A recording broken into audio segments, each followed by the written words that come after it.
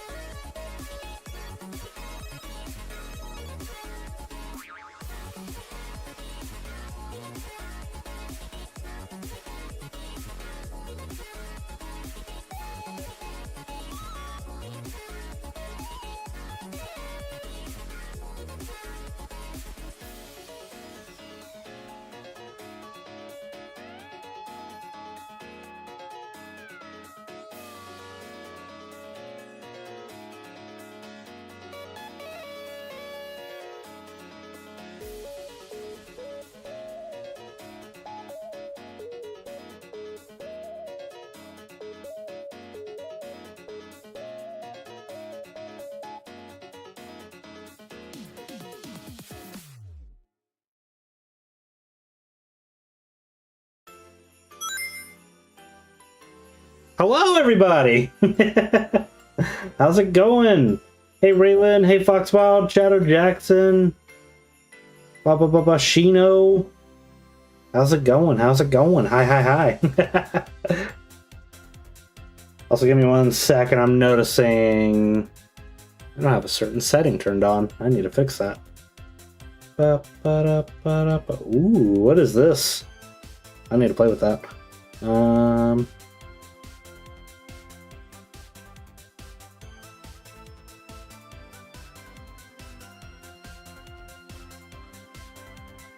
Okay, there we go. Now my mouth is moving. Look at me. Ha ha ha ha ha ha ha. But yeah, hello everybody. Oh, hey there, Ashton. Yeah, let me undeaf and get these people in here. Hello, hello. Hello. Yeah, we got to this Sora and we got the AuroraDeity. What you do? Do. Are we making weird sounds tonight? I love weird sounds. We're doing something because they're not coherent. We're doing something. Yes. I don't have the sort of weird noises yet. Weird noises are fun. Well, hi chat. I hope everyone's doing well tonight. Thank you for joining us at the Starlight Winter Carnival. I was expecting the chat to answer me back, I guess. So, yes. So, hi, Matthew. Did you do introduction? I don't know where you were on that. You told them about your wonderful self. Well, yes, I did. Just like a tight man. Okay. Well, I'm would you like Starlight. to? Yeah, I'm Sora Starlight, and I am a person, a part of Team Starlight. Go figure. And then Matthew's bouncing around like a gummy bear. Gummy bears bouncing here and there and everywhere. There, everybody's now been turned up. Oh, okay. And then Matthew, why don't you introduce our special guest tonight? Who are you? Master, we duo stream together. I don't think there's a person in your chat who doesn't know who I am at this point. Yeah. But yeah, would you like to introduce yourself to the chat, just in case? I'm AuroraDeity. Most of you call me Ari. I am known for streaming Sonic and Mega Man content, respectively. I also am semi-active in the Sonic Fighters DX side of things, where I participate in a few tournaments. You've seen me grind courses out. I also like to talk about Sonic fan theories. Lore discussions I like to have, especially around IDW, because I'm slowly catching up. And I am very vocal about Silver. Can confirm. I didn't hear you. What vocal about? What was that? Silver. Oh, Silver. Yes, The Ari is a Hedgehog. big Silver fan. I'm a Silver and Blaze fan. I'm a big fan of the Soul Dimension. I wish they did more with it. Mm-hmm. Oh my. Also, Ryan, thank you for the resub.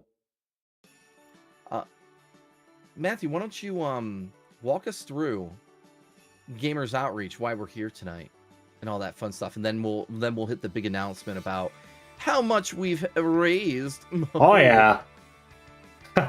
Yeah, we hit some chunky donations today. But yeah, we are currently raising money for Gamers Outreach. Let me get the link. Getting wailed on. Wanna. There's the link. The donate The donate command does not work. The donate command does not work. Oh no, Matthew. Yeah. Oh no. Oh, no. Everyone keeps trying to use the donate command, and it's like, no, that's not how that works. Next year we'll figure it out, everybody. We'll get on point. That's fine. Yeah. But I do have the link now pinned in the chat. Make sure you click the right link. Yeah. But yeah, we are raising money for Gamers Outreach. If you don't know what Gamers Outreach is, they are a organization that builds go-karts, which house little game consoles and televisions, as well as various games and stuff like that. for kids in hospitals, and they are worldwide in various hospitals. And they basically allow children that, are stuck in the hospital for days, weeks, months, even years to, give them a little joy. Give them, a little bit of a childhood while they're stuck through the harder times of life, while they're stuck in the hospital and whatnot. Ooh. That is but yeah, correct. they're a wonderful organization that I love to raise money for. I've done it numerous times. Sorry, you, Trixie and Chino, you all did it last year for December. All of us have taken part of the VTuber SummerSlam, which they run. Yep. You and me. Yeah. Yeah, Gamers Outreach is pretty solid charity. I mean, it involves gaming, which we're all about, of course, and taking care of kids in hospitals, and it feels good, that they're getting the minds of those children off of the bad, and they can just be a kid, as much as possible, even in the hospital. I was in the hospital as a kid a bunch, and because I had asthma, and my immunity was not great, and I kept getting sick. So they had a gaming cart there, but it didn't get a lot of time with it because there was only usually one.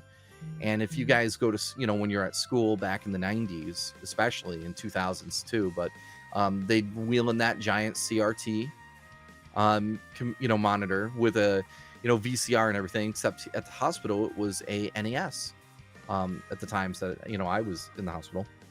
And that was my big introduction to Super Mario Brothers, playing games there with him instead of my Sega at home. So, yeah, great cause, right? Mm-hmm. I remember like my children's hospital having like a little kiosk. I remember my mom actually refused for me to play it because she was worried about all the germs that was on the controllers. It's like, no, you don't get to touch it. I was like, but they got Banjo-Kazooie. Yes, exactly right. Banjo-Kazooie, my man. It's was that, well, you're saying, was that your introduction to that game, or to Banjo-Kazooie? Yeah, it was my introduction to Banjo-Kazooie. Yeah. Banjo-Kazooie was actually a game I never got to touch until I bought the digital version on my Xbox 360 way back when.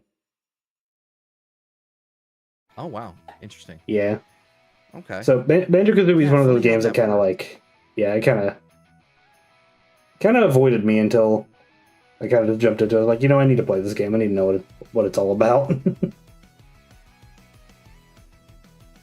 Well, God bless everybody. If you're introduced to a gaming series in the hospital, and you're able to at least have that positive experience, while being there, that's something special, I guess, in and of itself. So, yeah. But Matthew, we've raised a lot of money. We have, haven't we? We raised a lot of money today. Yeah, the Matsuri is very intense. So let me start with saying, like, I'm very proud of everybody on our team that has worked so hard, to bring in donations, and it means a lot. It's so powerful that we've all worked together and done something special that's bigger than us, truly. Last year on the Starlight Winter Carnival, the first year, we raised $6,100. Well, this year for the Starlight Winter Carnival, a very big shout out to what is the Starlight Winter Carnival Matsuri team, which is Japanese for festival. I'm sure many of you know, which included the talents of Wispu, Shadow-kun, and Dooney, are very good friends that donated their time to run a earlier stream of the carnival between usually about 4 to 7 or later, depending. It would run a little later some days, but at the end of the day, it was like we have back-to-back streams where you could get at least 6 to 7 hours of Starlight Winter Carnival if you wanted to, hang out with all of us. But they have gotten an immense amount of donations, and I'm so happy that it occurred to us to, why don't we have our very, very outgoing, helpful friends joining us to raise money for this. So what we ended up happening is very quickly, thanks in part to, yes, the Matsuri team, but also some amazing guests that we had on both during the Carnival and Matsuri that brought their audiences over to us that donated huge donations, mind you. We're talking thousands, some of these people. We were able to crush our donation goals very, very quickly. And we made it to more than 6,100, breaking last year's goal within the 3rd week of the Carnival. So with that said, I just got chills. Matthew, can you tell the audience as of today what we've raised? So we've raised, I will say just today, we raised $570. That's Overall,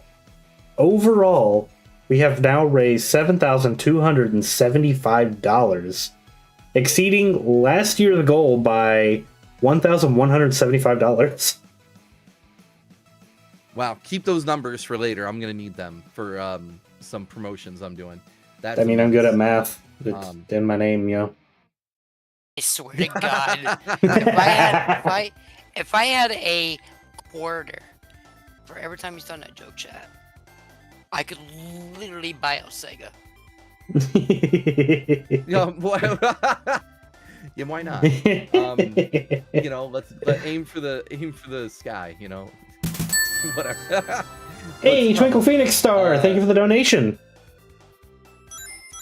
$10 donation. I know Twinkle. Yeah, They're yeah. a special gal. Gotta pull the dad jokes, of course. Yeah. Why wouldn't I? Matthew, by the Also- way, I'm sorry. I'm gonna send you a quick DM, not to get us off point, but Yeah, just the FYI. yeah. HIJKLMNOP Sorry. QRSTUVWXY. Not to talking code, but we're being cautious of a development. Actually, that was just brought to my attention. Nothing bad, everybody. We're okay.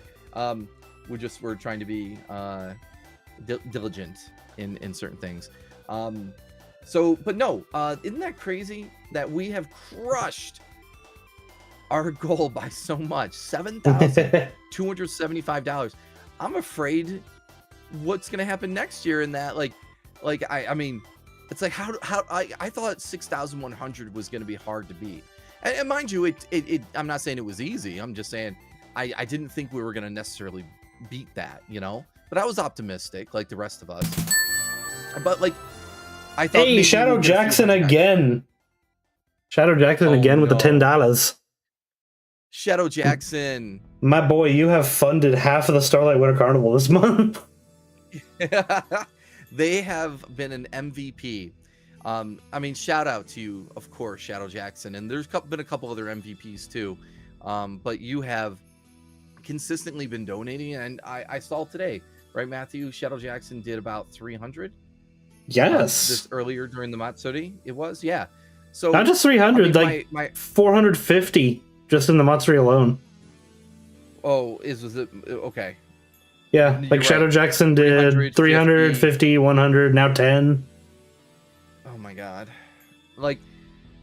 In my Like- heart, right? I wish I could donate that much money. I can't, but I mean, yes, we organized it, but my heart goes out because that is so much money, and I'm sure you know what you can and can't spend. I hope you're okay, right? But thank you for doing so much. Yeah.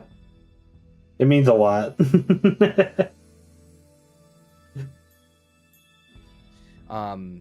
Yeah, Chill this is ice pretty music. nuts. This is pretty nuts. Woof. So God dang it. yes, we're gonna. Oh, what's that, buddy? Nothing to worry about. Oh, don't worry about it. Okay. My brain thought of a stupid joke. Well, anyway, that brings us to $7,295. So we're right on the cusp of 7,300, of course. Let's shoot for I 40. did What? Did we get another donation? Is that what happened? You said 40. No. I was saying let's shoot for 40. It's a reference to something. Oh, okay. I get it now. Oh, yeah. You silly wolf. It's a joke from an old Disney show. You know The Sweet Life of Zack and Cody, right? Yes.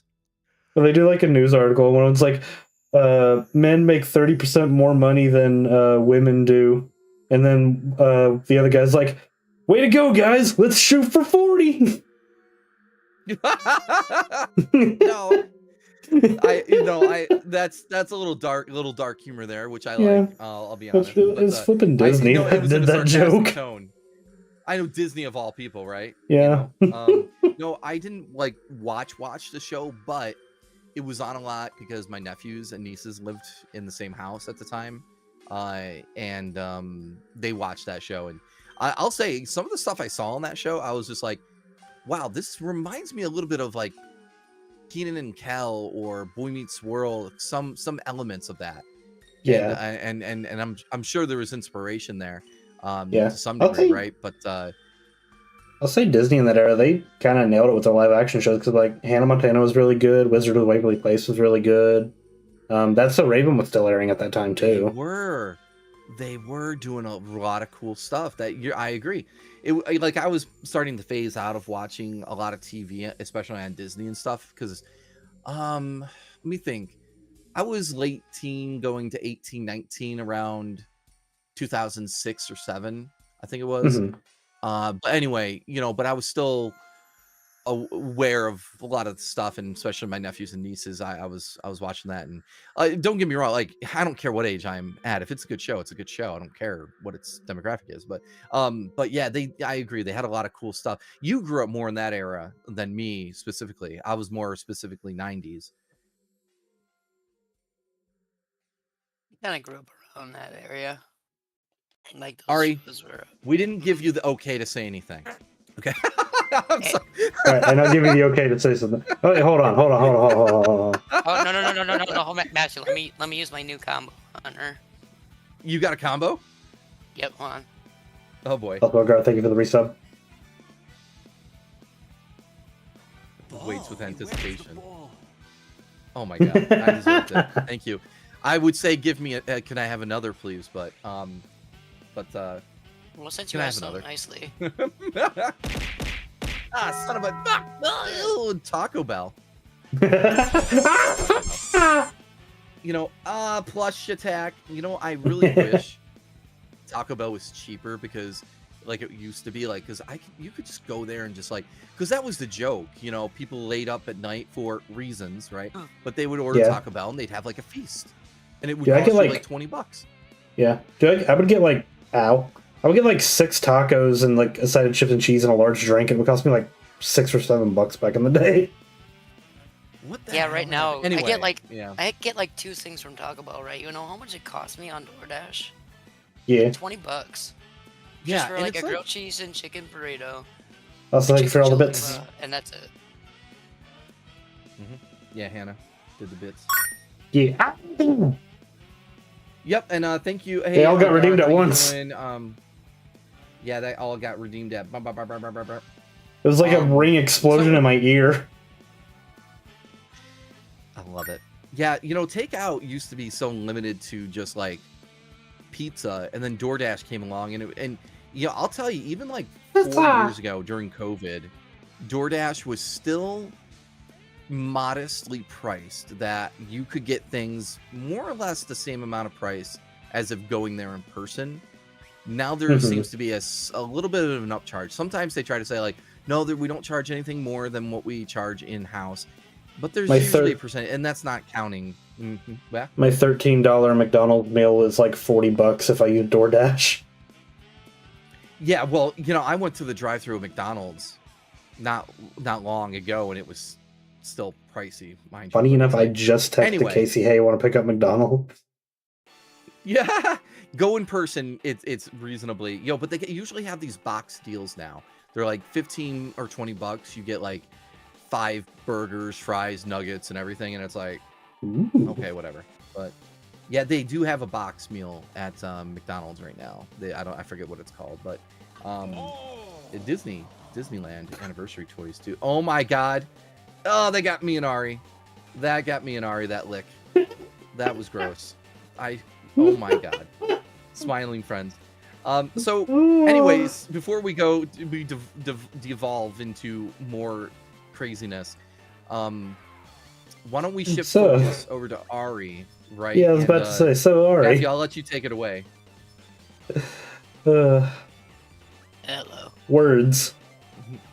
So Ari, what I'm inspired interested to know you? because though I'm friends with Ari, me and Ari don't spend as much time together as say you and Matthew and some other people because we do our own things, but so I'm very interested to hear about how long you've been in the community, where you've come from, and da da da da. So Matthew, why don't you tee him up and all that fun stuff? Don't trust The me, things Surf on- Club. The things on your wrist make you think of Magnet Sora. The things on my wrist are Oh yeah, mag- because they're blue and red. Yeah. yes, it's because I'm such a magnetic personality. So yeah, I guess first things first, what inspired you to become a creator? Especially in the Wanted to get- Sonic variety. You don't want to hear the original answer. It's so stupid. Oh, I do. My dad said I could never get paid to play video games. That's okay. That's like the original reason. But then, like as time, okay, so I started like anybody else. Like I wanted to, dream. So I started in things like Team Fortress 2 because I was really big in TF2 back in the day. And then like over time, I was like, man, it's not as fun anymore. So, so I was like, what if I try and incorporate the mascot? And then VTubing started like really popping off, but I didn't see a lot of Sonic VTubers back then. And then I was like, okay, what if I commission this person to do a PNG tuber and see where things go from there? And then around that time, I saw a lot of other Sonic creators pop up on the Twitch side of things, like, oh, okay, maybe it's not as niche as I think it is.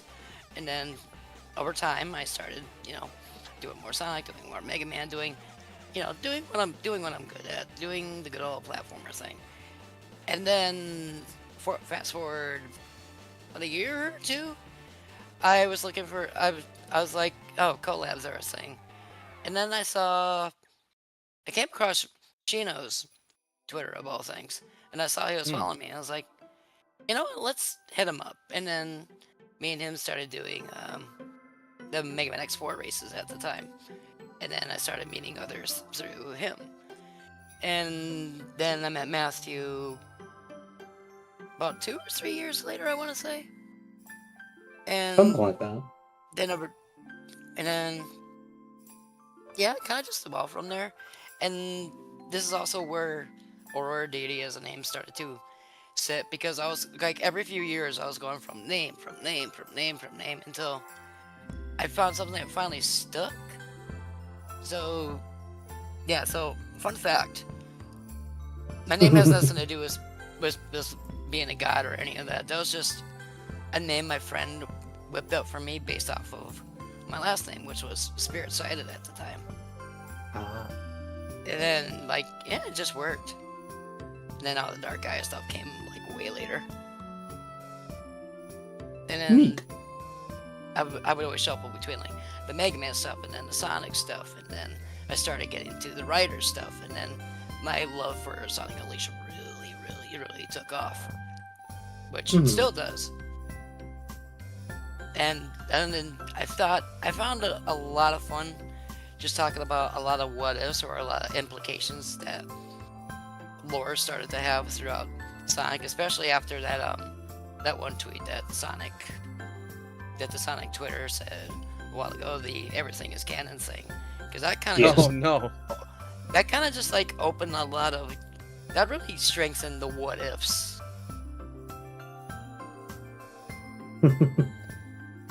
Okay. Well, So- yeah, when that happened, I think that really, I mean, we all know the fallout, so to speak, of that. The fallout? Well, there was some groups of people that I observed that weren't happy with that, because it's some people were likening it to being a little lazy, because then because people like consistency and for things to make sense. So I wasn't one that really paid much mind to it. Like, I mean, I'm pretty chill. Like, I don't care, right? But there was a lot of people that weren't thrilled about it. And I can understand to some degree, but I think that like you're getting to, I think it opens up more creativity amongst the fandom as a whole. It also opens up a lot of possibilities because like things that get glossed over from like some games could have a lot of implications to like bigger doors to open, more possibilities, more. I don't know. Who knows? Maybe one day we can do more with akin to culture or something. Who knows? Maybe I don't know. We could live in a world where maybe kids aren't extinct. They just went missing or got sealed off or something really big that they could expand on. No, I think that's insightful. I think that really, again, That's why Michi you in want there. your fan. Oh, Michi. We got a Michi out in chat. No, I got smacked in the face with Michi. Oh, neat. But yeah, no, I get what you're got saying. You want your fandom to really thrive and not feel restricted, and a lot. I mean, look at the Sonic fandom. Half the content, half the time, it's created by fans, like mods, fan animations, music, so much, right? Yeah. It's also why I like to do stuff with both Sonic and Mega Man because they're both very similar in the sense of if you take either franchise at face value, you're not really getting to see what either have to look at. But if you look past its surface, there's so much you can dive into and enjoy. Never take anything at face value. That is the one thing I'll say to anybody in anything they do. Oh yeah. That's good advice. You getting wailed on more, isn't it fun? Yeah, me everybody's and been Matthew throwing seem stuff to at me. have a lot of redeems. Yeah. Me and you have like these like onslaught of things to get hit with, and it's like it's not as fun if we don't like respond. So like we'll be doing like collabs, and we'll be getting hit, and everyone's just like, our guests will be talking, be like, yeah, this is the thing that I like to do, and meanwhile we're having like a seizure, like, Yeah. Oh shoot. Alrighty. So since I've been asking just about every guest we had with question, paper or plastic? Yes. Also, Rabbit, just thank you for the resub. There we are. I will take both. Both. Yeah. Both. I will say there's Yeah, one what answer I've was been the looking grocery for, and store? no one's given it to me yet. Why? Oh. I'm waiting for someone to say I brought my own bag. Oh, did- see, well, but now that's the that thing, you know. Well, Matthew, I did bring my own bag. I just don't want to talk about it because I spent a lot of money on it. Well, darn. He knows Well, now that exactly we what I'm know talking about. what it is, now someone's gonna say it, and it's because they remembered. Dagnabbit. I mean, they got 4 days to say Anyway, it, that's so. funny. And that's if the last of our guests say it. Although the 30th. Ah. Someone might say it on the 30th. Someone. TV. I don't know if any of them are listening right now, but you know who you are. 50-50. Probably not. But, our final guests are very busy people. Either Yeah. way, but yeah. Okay, so by the way, chat, if you want to ask Ari anything, the floor is open for sure. Yeah, slap it in the chat. I'm trying to think. Yeah, pop something in chat for us, people. Now, Ask me your questions, chat. Do it.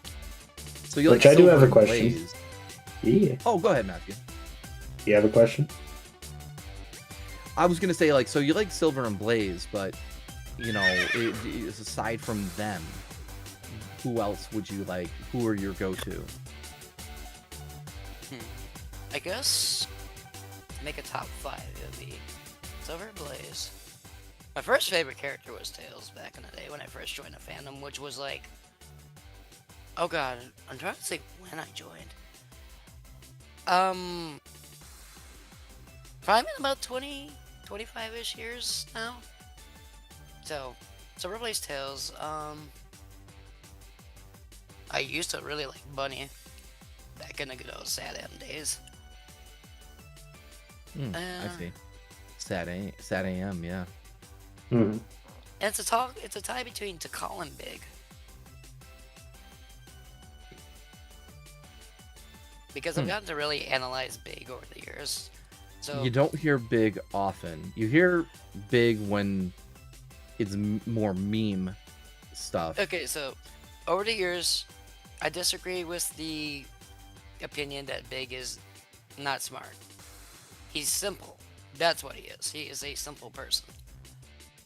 Well, there is a trope that Big is emulating that in Japan.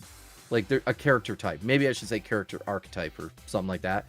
I don't know 100% what that is, but there are I have seen various anime characters and stuff over the last couple decades that Big falls in line with. I don't know what it is.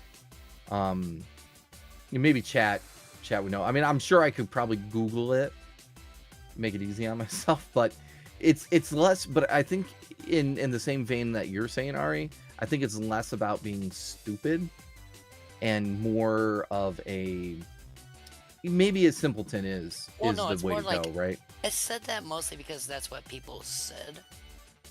But it's like I see his character, especially in recent games between Crossworlds and Shadow Gems.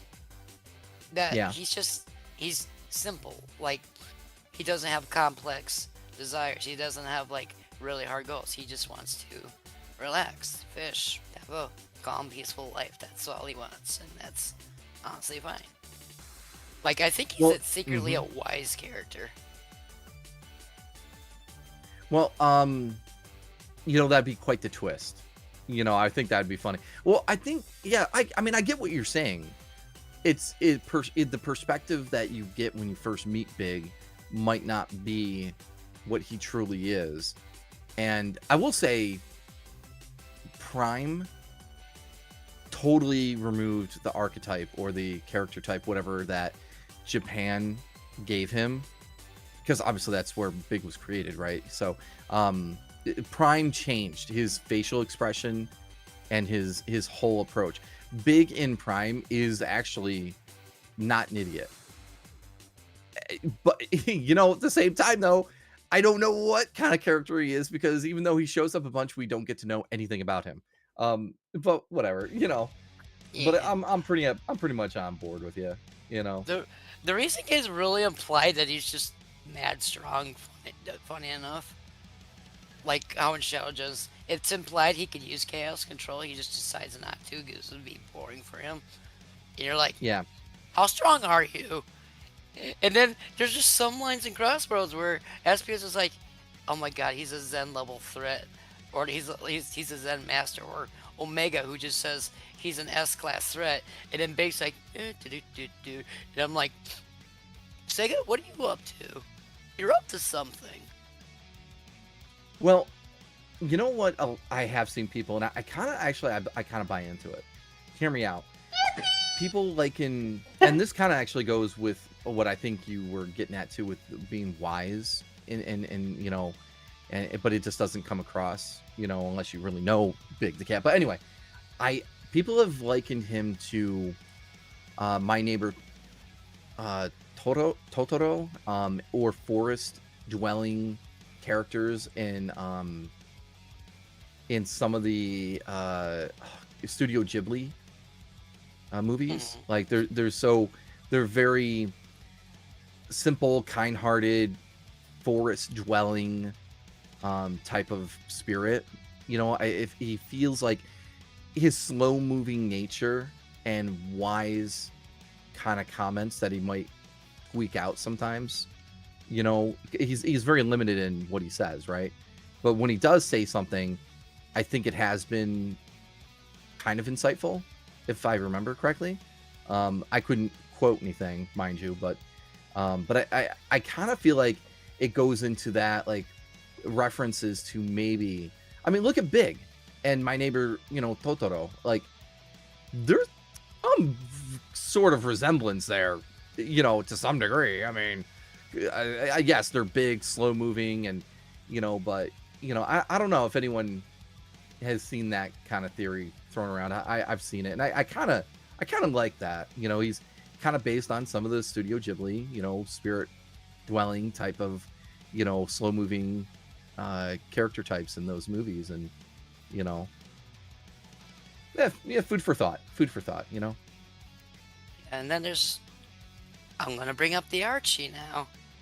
Oh no, I don't know anything about how they did them. Yeah. We're gonna take two things from Archie. We're not gonna talk about certain people, okay, chat? Okay. There's been instances where Big's been shown to be kind of strong. Like the one time where there's like this giant robot attacking people, and Big didn't like that. He says, "I don't like people that hurt my friends." So he picks up this thing, and it is at least 50 to 100 times his size, and he just picks it up and chucks it like it's nothing. I'm like, okay. And then to point out his simplistic nature, Eggman was doing some stuff, right? And Eggman's right in front of Big, and Sally just goes, "Big, hit him!" And Big's like, "Okay," and he just punches him right in the face. I'm like, "Oh, you just simplified that problem easily, didn't you?" So it's like, he's like, "How about no?" So like, Big can do stuff. He just chooses not to. But if his friends are in danger, I guess that's where he's like, "Oh, all right, I'll help. I don't want to do violence, but this guy's being a wiener." Wiener. But yeah, like Big's he's not at the top of my list, but he's definitely one I've shown more appreciation for in the last 5 or 8 years. Yeah, Big. You know, I don't think much often about Big because I'm not.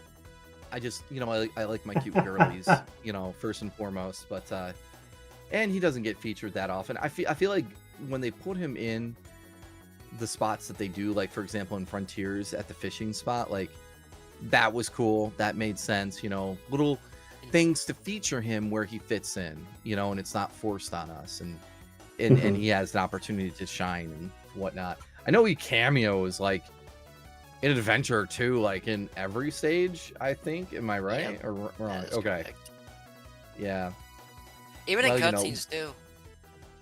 Well, I think if I'm not misremembering this story, Aaron Weber, you know, Sonic social media manager for several years, and now he's been promoted within the company.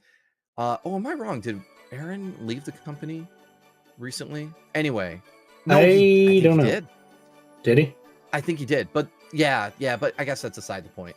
But anyway, everyone knows Aaron Weber, you know, his username Ruby Eclipse in the Sonic fandom for a long time. And there was a point during the 2010s, I should say, where Sonic was, you know, we'll call it what you want, not in great standing. It was the dark times. And they were doing a lot of social media and trying to promote Sonic, and it worked. But anyway, there was a moment where everyone was like, we want a Sonic toaster, you know, and I forget what started all that, you know, but the good old Sonic toaster. Yeah, which I have one mint in box, never used. It'll be what I retire on, I'm certain. But anyway, one of the Japanese executives in the meeting came to Aaron, was like, so we want to have, we need some insight. We want to understand this. Why is it that people really want a Sonic toaster, but there seems to also be an amount of people that want a Big the Cat body pillow? and I hope I'm not misremembering the details, but he had to explain to them that, you know, yes, it's kind of a gag, it's kind of a meme. People would buy it. There would be a percentage of people that would buy it. But they said if you really wanted to do something tasteful, we could explore that. But ultimately, the Sonic Japan, you know, Sega of Japan and Sonic team over there shied away from it, which probably for the best, I'll say. But Big the Cat, like, pretty awesome, I'll say. As I look over at my official Big the Cat plush that I have. Oh, yeah, I love that thing. Yeah, Matthew, you got a couple retro plushes. Well, this as one's I not recall. retro. They have like Oh, was a it more Sega. recent? Yeah, Sega has like a newer line of like plushes they release, and they do characters you would not expect. Like, I actually have an Oh, you're right. official Chaos plush, and that actually came out say 4 or 5 years ago. So Yeah, no, you're right. I've seen those. Now that you reminded me, yeah. they do I they didn't do know like Big was among Tikal them. and yeah they do like Tikal and Gamma. They've even done like IDW characters More. like Tangle, Whisper. I think even Jewel has a plushie. Yeah, So and I like think there was another character that people were really blown away that they actually did. Maybe it was Methyles yeah or Mephiles Methyles. has a I always forget Methylis. it's I always forget Mephiles. what I want to say. Methylis. Mephiles has Okay, I a don't follow the character much, and yeah. but yeah, he has an official plush. I almost bought him, but like Yeah. people were wanting like $50-$60 for him, and I'm like, I don't know if I can do that. He's also a guilty pleasure character that I enjoy. He's very aesthetically pleasing. Well, they've been coming out with a bunch of characters that we would never expect them to, as of late, which is great because every wave of like Sonic toys is kind of redundant.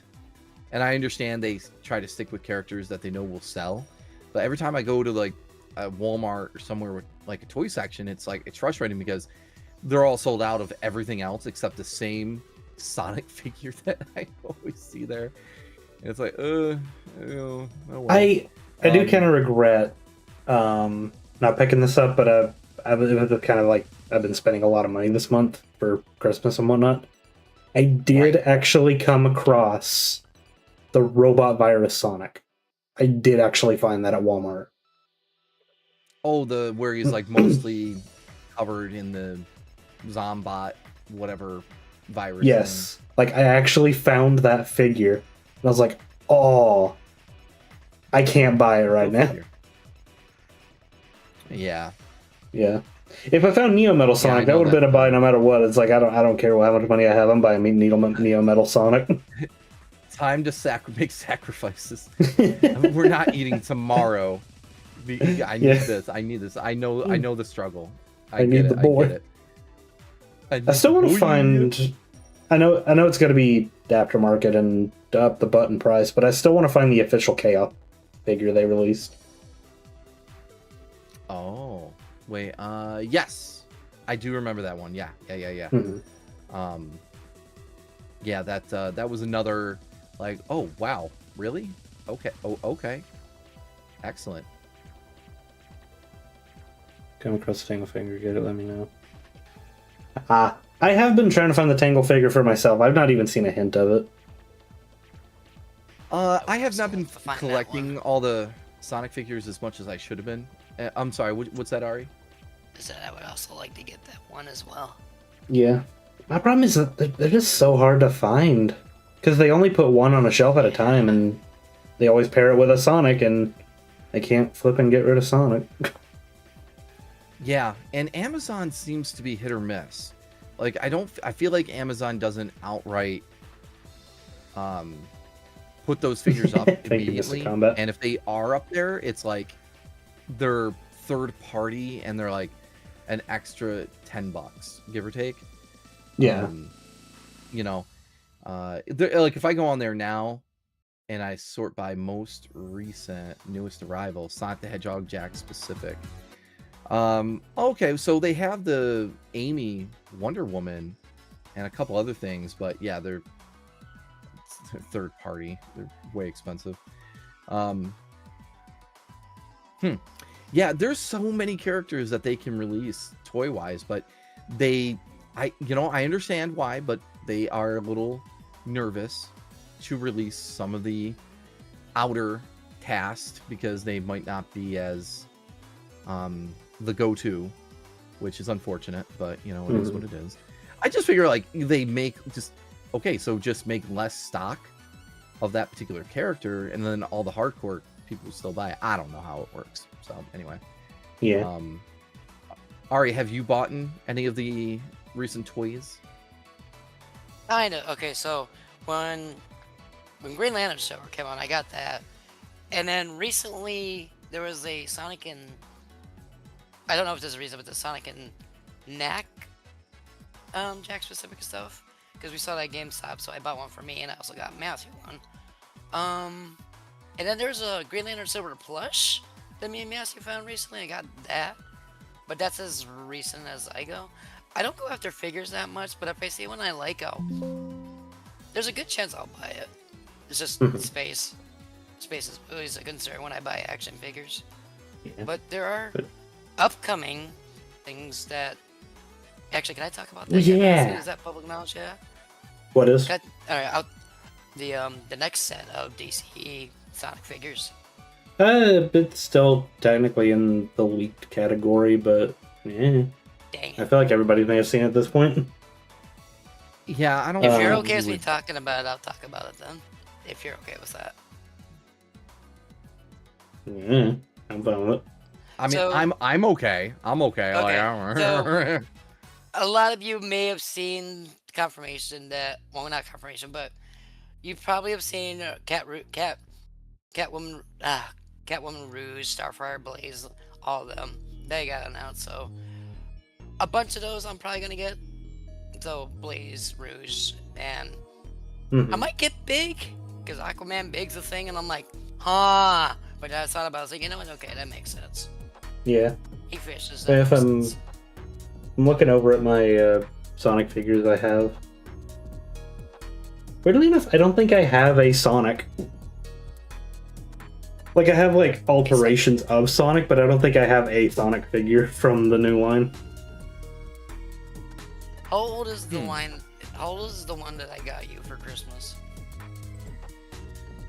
Which one was it? It was Sonic and Knack. Oh, that's fairly new. That's like, I want to say 3 months old. Okay. So, technically, yeah, you do have a Sonic, yeah, from Jax. Yeah, well, that's a classic Sonic. I don't have, like, the Sonic figure that you see 50 of at Walmart. But, like, I guess, looking over at my well, I guess- collection right now, so I've got Mephiles. My recent one's Jet the Hawk. We found Jet the Hawk. I was happy about that. yeah, you're a big fan of them. Yeah. I got Omega, Amy, Rouge, Shadow, Silver, Cream, Blaze, Gerald Robotnik from the movie. Oh yeah, I've got the Hard-Boiled Heavy. That's a really colorful, well-designed figure. I think. Yeah. Oh, I love the Hard-Boiled Heavy as a figure. He's really well designed. Yeah, it really just pops, you know. And I wish they would do more characters like that. You know that. I know they there's did so the. I know they did the Studiopolis boss as a figure. is that the police one? Yeah. Yeah. Yep. Although the one was totally not Black Box from TF2. That weapon. Yeah. The rocket launcher, looking Yeah. thing. Yeah. You know, to be fair, I mean, Jack Specific has actually reached or kind of branched out a lot. You know, I love. Yeah. I kind of do want to like hunt down more Jack specific figures because I love Green Lantern Silver. They did a good job with that, so I kind of want to see if they have my other favorites, and I maybe make a space on my desk for them. I did also Well, I get would what? I did also get the Jack specific Sonic collection they did at Target, where that came with Adventure 2 Sonic, Werehog Sonic, and Super Sonic. Yeah, I meant to get that. Wait, did I get that? Here's my problem. I have bought things, but because I don't have a place to put my things, I end up having a big corner with all my stuff sitting. And then I'm like, wait, what do I even have? Like, oh man, it's gonna be Christmas once I get like a whole place to put all my shit. Yeah. Anyway, you know, but you know, first world problems, am I right? I really got excited though recently when they had come out with like basically the ending to Sonic 2, when they gave us the Death Egg robot, and then the is it officially Silver Mecha Sonic? I forget what people changed. It's different names. I forget that one before you fight the Death Egg robot. whatever it is. I'm pretty sure that's Silver Sonic, if I'm not wrong. I want to say it's Silver because I believe Mecha was in Sonic 3 and Knuckles, that one particularly. Yeah, Mecha was Sonic 3. Yeah. All right, and then, but ultimately, then they also did the Tornado, which after, oh my God, 30 years of that, of how long it took to get the Tornado from the classic series. Like, it's like when I was a kid, I wish they made a Tornado toy plane, you know, and we didn't get it until actually the first one was the Sonic movie 2. Yeah, which I have that one. We got Tornado. Yeah, same. You know, I've got both now. They came out with the classic one. It was like $40, but I don't care. It had lights and sound and came with a Sonic figure. I'm buying this. Like, we're not messing around. So, good times. Oh, Jack Specific, can you please make the Tornado 2 that actually transforms and everything? Oh, from Sonic X, right? From Adventure. Sonic X, specifically Adventure. Right? Yeah. No, X had the Tornado X. Oh, yeah. Which that one was sick, too.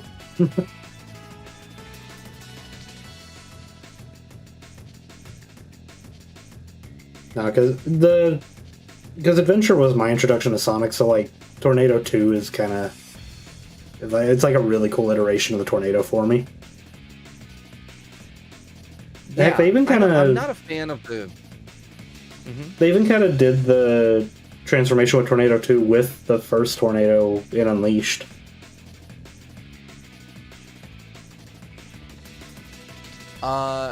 Did they? Wait. Yeah. Because, like, right after you meet Tails, he's like, yeah, we'll take my Tornado 1 to Spagonia. And then you have the fight where the Tornado actually transforms and everything. Yeah. That is a real... Oh, God. When I played the Unleashed Recompiled, I had the worst time with that freaking... level. Like, people were in stream with me like, okay, now do this. You can do the sword. You can do this. And it took me like, I don't know, many tries. So like, and I already am not like. Imagine dying on that. Here's the thing. Yeah, how do you think? I didn't have to imagine. I did. Here's the thing. How do you think I felt when that was one of the first games I got when I picked up my Xbox 360, and I grew up with Nintendo, so I'm used to where A, B, X, and Y is on a Nintendo controller. So you rotate that with the Xbox controller. I'm floundering the first time I played Unleashed because I'm like, I don't know where X and Y is anymore. You keep having to look down. Yeah. Yeah. Like A and B, I got that in my head, but like X and Y, it's like, is the X on top or is the Y on top? Well, I still have trouble because I switch between PC gaming and the Switch. And guess what? The buttons are reversed. A and B. And so in my brain, the cancel and confirmation buttons are swapped. Chaos. That's why I prefer PlayStation shapes, because at least those are consistent to me. We had a discussion about that when we were all doing Recompiled, Matthew. You said it was so much easier to memorize the reaction commands on PlayStation compared to Xbox. Yeah. And I noticed that I struggled less, especially when, like, towards the end there was like the bigger, longer, more faster bug commands. I was like, and I think that really does fall under just like so many game companies, like even Sega did the whole like A button, B button, C button, X button, Y button. But PlayStation, no one has like ever done shapes like PlayStation. They've had the same layout for their shapes since the 90s. So if you go up with PlayStation, that's hardwired in your brain. Letters, on the other hand, it's like, okay, you got A and B on the NES, you got ABC on the Genesis, then you got A, B, X, and Y on the SNES, and then GameCube flipping throws the letters out the window. Yeah, true. That's pretty accurate. Yeah, what a struggle. It's like, because I feel like companies were just like, nah, we're doing our own thing. You know, and people, I mean, back in the day, whatever that means, most people had one console. Yeah. You know, they had one console and they were good. And maybe that's still true to some degree these days. For me, it's like, I'm trying to think back. It's always been before PC gaming started to become like more normalized, where every game just came out on PC as well. It was like, okay, you have your Nintendo for the Nintendo games, and then you have your Xbox or PlayStation for everything else. Yeah. Everything else. But yeah, good times. Which, yeah, that was definitely me in the Wii era, because I had the Wii, and then 360 was like my hardcore gaming console. Yeah. Yeah, that's funny. Yeah, that's it in a nutshell. Mhm. Oh, absolutely. Absolutely. Well, hey, why don't we transition into getting some Sonic Racing Crossworlds going, and we can Already open got up the mod loader pulled up. it to... Oh, good. And then we can bring in other people. So, did you set up a custom match and everything? Not yet. Or are you about to? Okay, gotcha. I'm about So to. yeah, I guess we're gonna do some custom rounds, and we'll open it up to everybody here that wants to jump in. While Yeah. Matthew is setting that up, and we get in. Let me take a quick moment to just remind everybody we are here raising money for Gamers Outreach, a part of the Starlight Winter Carnival. And for those that are just joining us and don't know about the Starlight Winter Carnival, again, supporting Gamers Outreach, because Gamers Outreach is an organization that brings the joy of gaming to kids in hospitals. When a kid is in a hospital for whatever reason, it's heartbreaking. And as a parent, I understand that deeply inside of my heart. And I'm sure for the most part, all of us do understand the horribleness that having a kid in the hospital can be, right? So anyway, I'm happy to say is that we've been able to raise a significant amount of money for Gamers Outreach, and we've crushed our goals left and right, surpassed our last year's amount by a lot. So Matthew, can you fill everybody else in on how much we have raised? For reference, that people, we raised $6,100 for last year's Starlight Winter Carnival in 2024. So this year, Matthew, let them know what we've managed to hit. We have currently raised $7,295. Heck yeah. So thank you, everybody. Thank you to our guests. Thank you for everybody that's been here to support us. Thank you to our secondary team, the Starlight Winter Carnival Matsuri, that was run by Shadowkun, Wispu, and Dooney. They did a lot to help get our numbers up, and it's been quite a ride, everybody. Thank you so much. So if you want to help donate, go and there's a QR code at the top of the screen. You can take your phone's camera app, scan that, and go straight to it on your phone. Or you can look at the top of chat. There is a link pinned that you can get to a donation there, and all that good stuff. So thank you all. Hopefully we can get as much as possible as we close out the carnival. The carnival is ending, I believe, on the 30th. I keep mixing up the days. Yeah, the 30th of December is going to be our closing ceremonies for the month. So yeah, love all of you. Thank you so much. So just wanted to go through that real quick. Okay, cool. So Sonic Racing Crossworlds, one of my most favorite racing game ever, to be frank. Let me see. If you guys aren't playing the festival in this, I recommend it, because they really focused on giving us a lot of Dodonpa tickets, which are really important if you're going to unlock the AI racers, which for me is special, because if you want to play as more characters or mod in additional characters, having those AI characters, big deal. So anyway, so do we have a lobby up? Working on it. Okay. Sorry, I'm enamored. You be enamored all you want, Dagnabbit. Let you set that up, and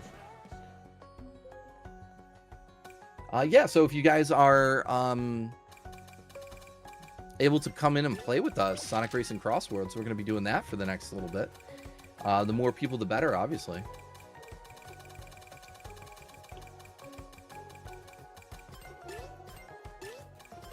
So you say you like cute girls, right, Sora? Most certainly. Do you want to see me turn Sora into a cute girl? Yeah. Silver is already considered kind of a, femboy amongst many. There you go. So, them being a girl.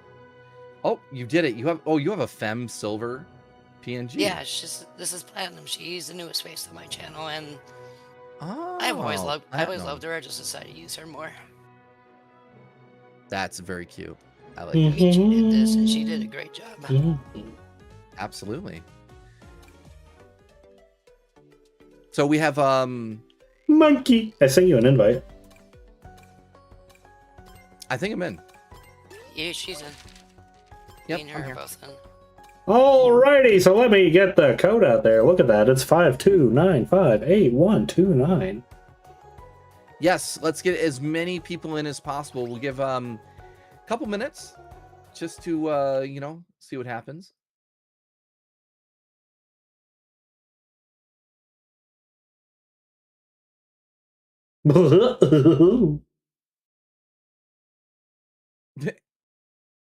Yuck.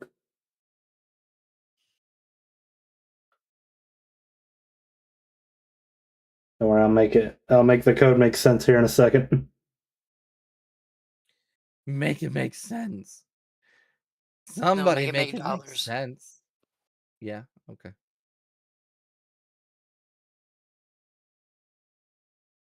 There we go.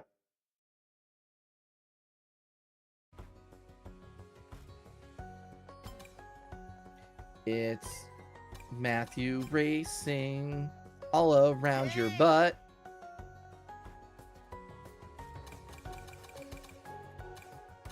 I require soup. Soup, soup, soup, soup, soup. Soup is good. Oh, we can join? Yeah, get in here. Yeah, everyone join. Get your frosty bun here. My frosty butt's already here. Hell yeah. Monkey. Chunky monkey. Funky chunky monkey.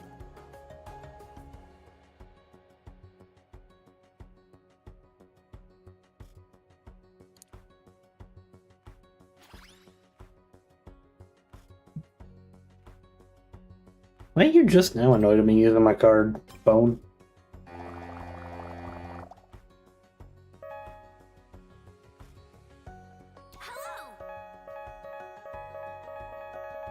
Do you believe in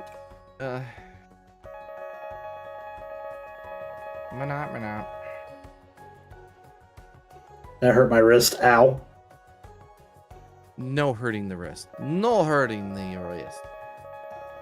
I will attack anyone that brings harm to Matthew. I Dagnabbit. don't know, you just made me think of like I've only known this thing for 10 minutes, but if anyone were to harm it, I would kill everyone in the room and then myself. Yeah, that's kind of where my mind was, to be honest. That's a lobby ID again. Complete. So I got that at the top of the screen, right up there, next to that beautiful QR code. It is 529588129.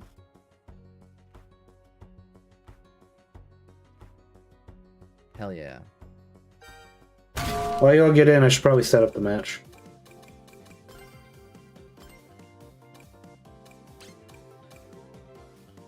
I'm setting it to 4 rounds.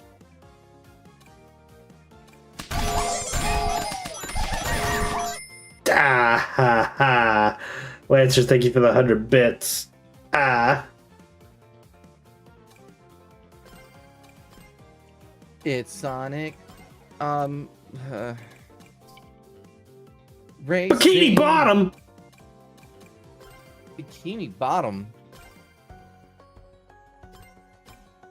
Are we just racing Bikini Bottom? Did you take out all the other stages? Pin me, please. Unfortunately, I'm not able to pin the comment because I have to keep the Gamers Outreach link pinned. Because that is why we are here, after all. I can Yes, do it if you want me to. and it's... No, it's already done. But Okay.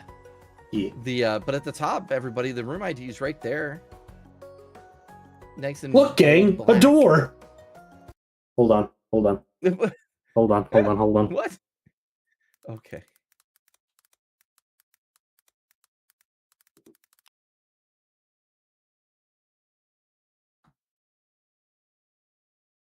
Hold on. Hold on. Hold on.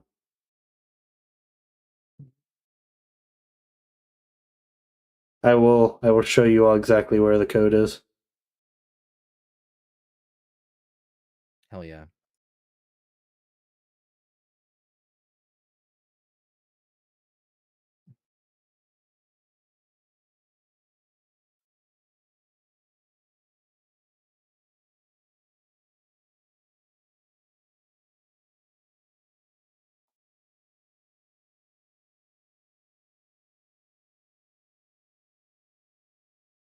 Yeah, so where's the code? I'm gonna. Right here. It's when I first saw it, was pointing at the smiley face. It's right there. Well, close. Guys, look, a Crossworld. A Crossworld. So who do we have so far? We got me, you, and Ari. Then we got Foxwild and Kevin. Yeah. Anybody else? Last call. Get your butts in here. Yeah. Dagnabbit. Sonic Stefan, hello. Alright, I'm gonna give you a couple more minutes and then we'll get the first round started. You're joining right now? Heck yeah.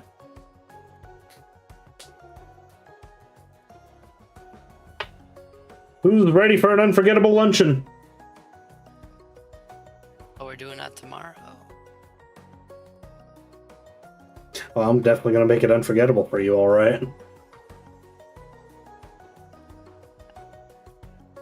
Chat, call 911.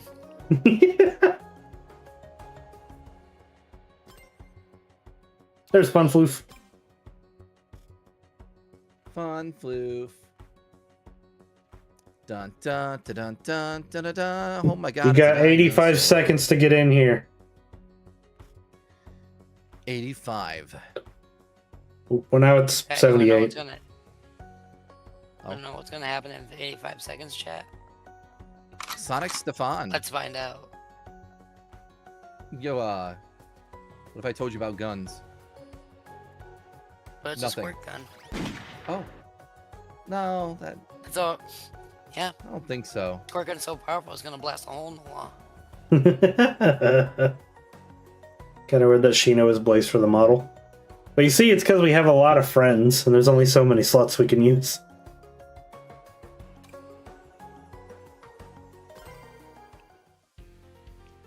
You see, I'm Jet the Bugger. Okay.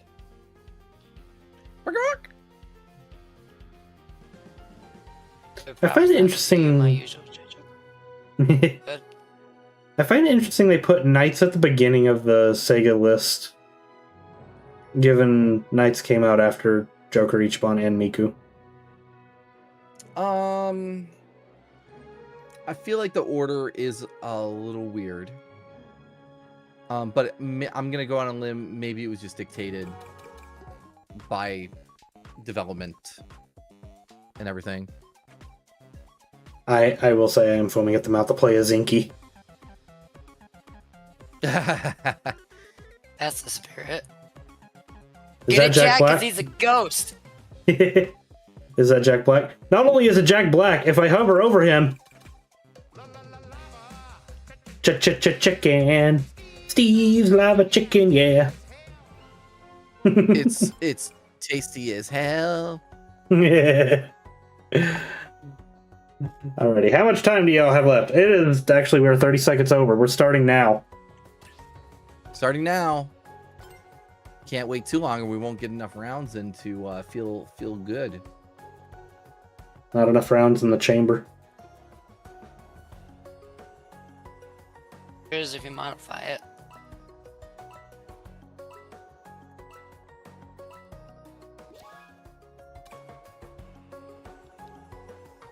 Hmm.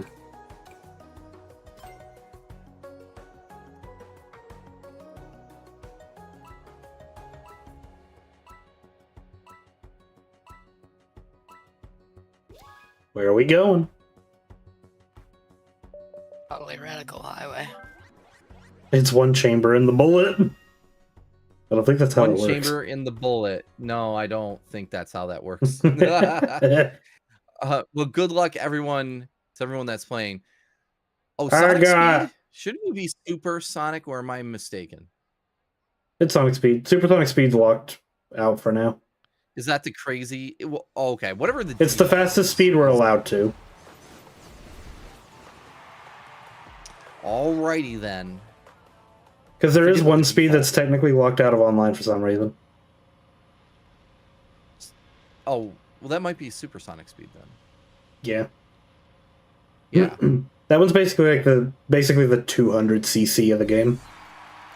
Yeah, so we're 150. Is that so? Or no, we're Yeah. 200. No, we're 150. And the other ones, we're 150. Okay. Yeehaw! You know, Amy's just so well known for her cowboy yeehaws. No, I'm glad the game included those.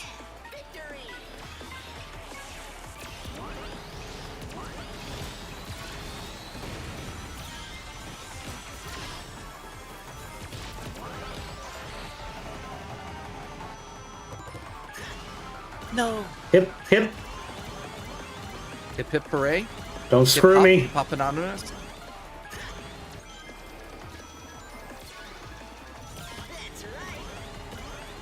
I'm not in the mood for a screwing.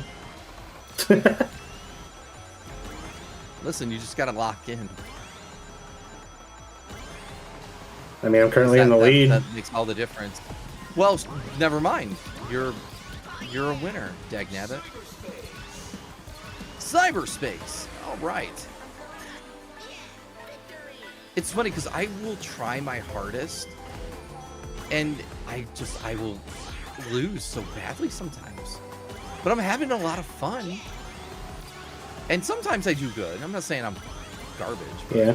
You know, I don't feel like a slouch, but man, sometimes I just get trounced. I always kind of treat this game like how I did with SRB2 Kart and Ring Racers, where it's like I don't really care if I win.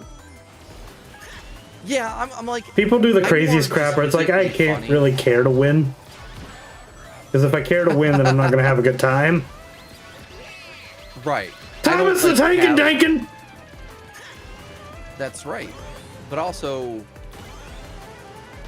Alright. So, anyway. Yeah, for me, it's like, I'm like, I could be minutely competitive, but it's not the focus, because I don't know, I'm not about that. A lot of people can get upset if they don't win or something, and I'm just like, why do that? I don't know. I'm fun. Rotato. That's all. Oh, hi, Ari. That's a nice ball you got there. I think it is a nice ball. Speaking of ball, I don't know why it was that, but it had your name for some reason. I think we're the... Ah, darn it! Yeah, the three of us are in the top right now. No, I just messed The up. ramp is funky online because ping can launch you off the ramp for some reason. That's what keeps happening. So I gotta stop doing that. Because I'm like, I remember in the Grand Prix modes, I'm like, I can do the ramp. No big deal. But then the game ping is like, no, you didn't. You thought you could beat me? Dagnabbit. Yeah, I was in third, and then I went on the ramp, and it was all downhill from there, literally. Well, GG, everybody. GG all the re. Me and Ari got top 2. Oh, 8th. That's not terrible. Ish. But at least we're still getting tickets in this mode. Yeah. I almost have 6,000. Nice. Mm. Nice on. Almost.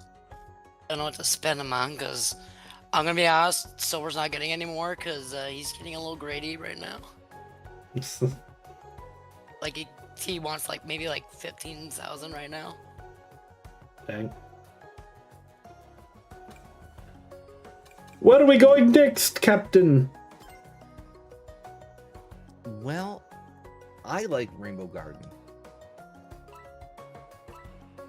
Rainbow Road. Nope. Rainbow Road. Rainbow Road. Rainbow Road.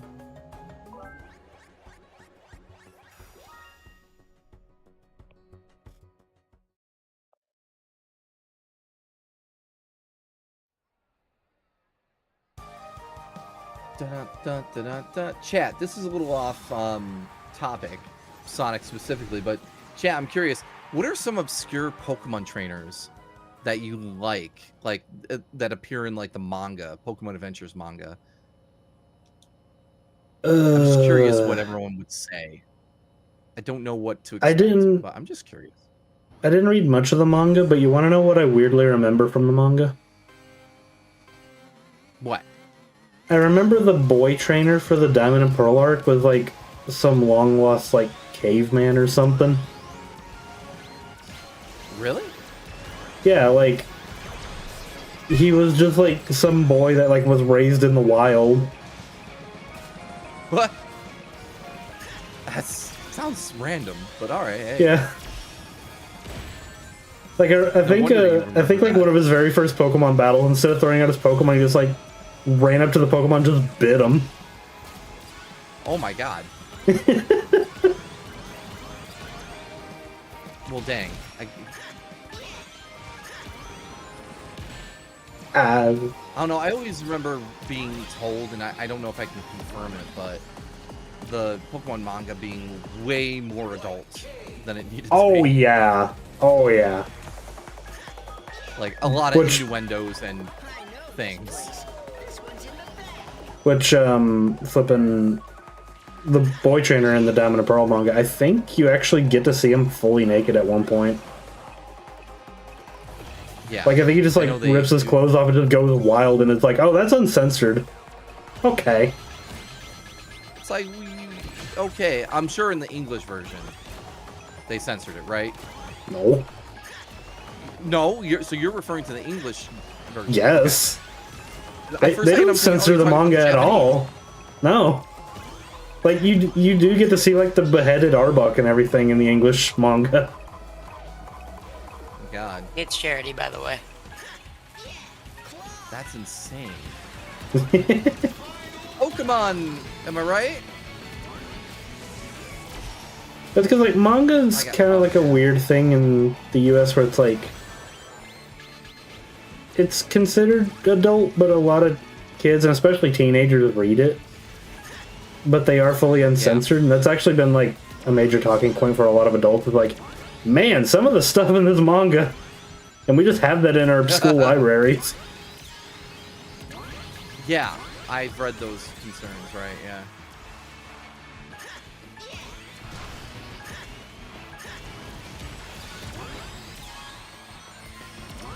Well, I haven't read any manga in a long time, if I'm being honest. I've been souped. Should have been first. I got carded there. I'm gonna look up Diamond and Pearl manga because I want to make sure. I could have sworn it was like some kind of like wild raised cave boy.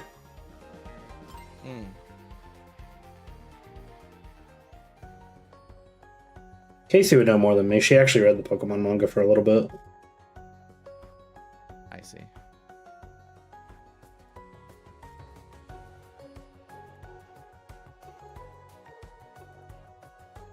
GG, everybody.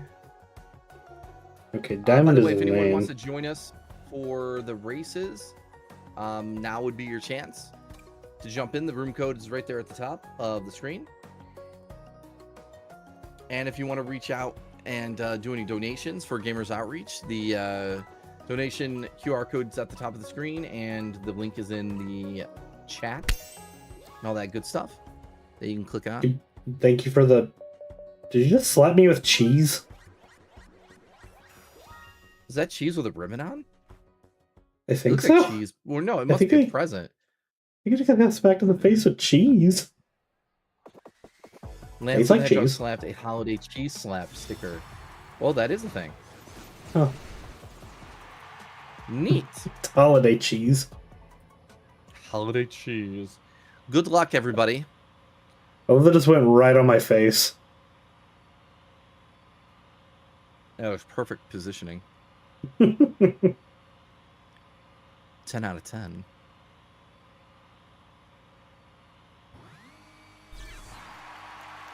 How are you going to race with that covering your eyes, Mystic Combat says?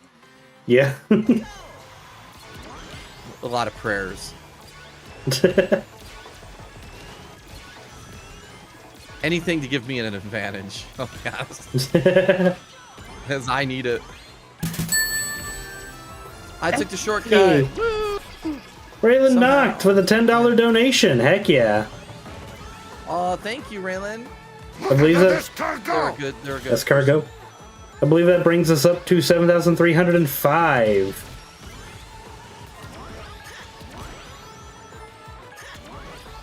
Yes, that is the math. I had to think about it for a second. Matthew processed way quicker. I mean, of course, I process way thicker. Wait, what? No, not thicker. I meant to say quicker. I don't know why I said thicker. Yo, this ain't no bounty commercial. Like quicker. A quicker picker upper. Upper or something. I don't know why that popped into my mind. I don't know. Whatever. What do you think of the Charmin bears? Hey, whatever sells toilet paper, I guess. It's like, yeah, you know the malicious killing machines in forests? Yeah, we're gonna use them to sell toilet paper.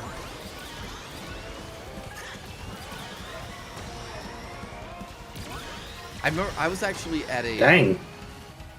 one of those big wholesale stores, you know, like Costco or whatever. And one time I was there, and I happened to be getting. I forgot I made that a redeem. Yeah. Oh, the lemon guy. Yeah, the lemon guy. I forgot. Unacceptable. So yeah, this old woman comes up to me and says, "Can you recommend a toilet paper?" And I'm like, first I'm thinking like, am I being trolled? But no, this is just a kind old lady. And I'm like, they're like, what's the difference between this and this? I'm like, this one's better on your butt and doesn't chafe as much, okay? And they're like, oh. And they're like, cool. And then plus Charmin bears, and they seem happy. And they're like, okay. Everybody beating me up right now. Don't beat up Matthew. Whatever those other guys. I'm consistently coming in 8th. GG, everybody. That's a shame. I'm consistently coming up in 3rd. Third. 3rd.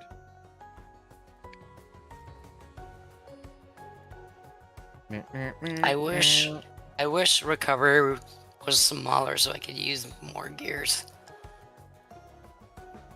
What do you wish was what? I wish recovery was small.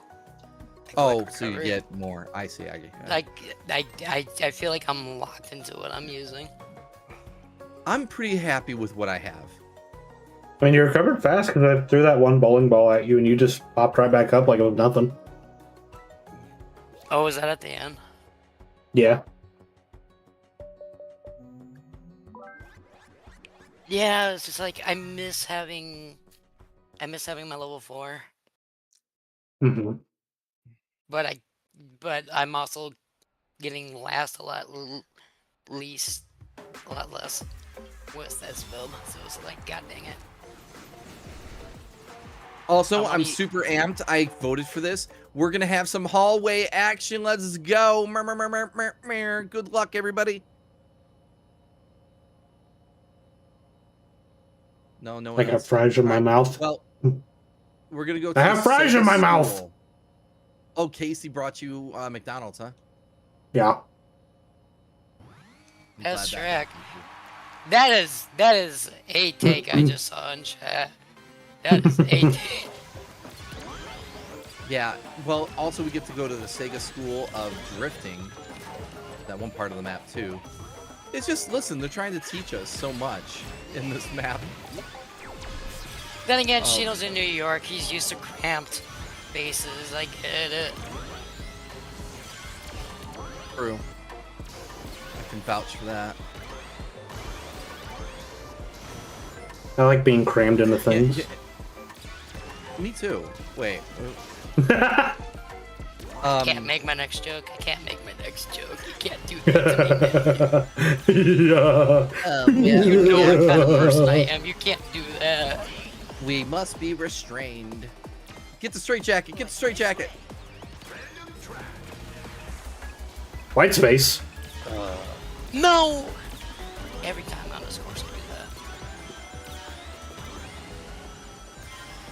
that. Oh, I fell off the track. Good job. Do it again. Thank you. Do it again. All right. Yeah. That's a King Boom Boom coming up my butt. Oh no!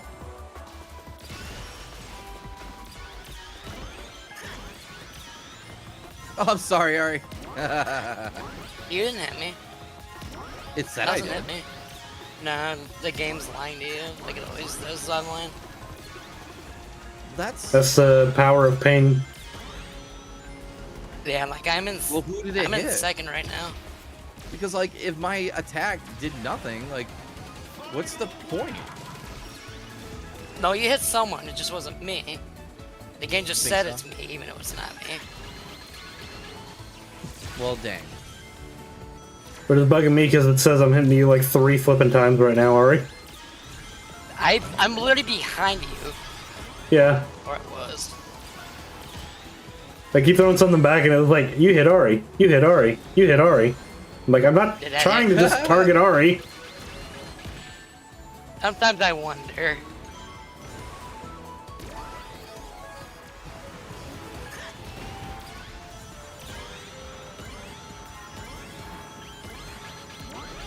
Thomas the Tankin' Dankin'! Not today.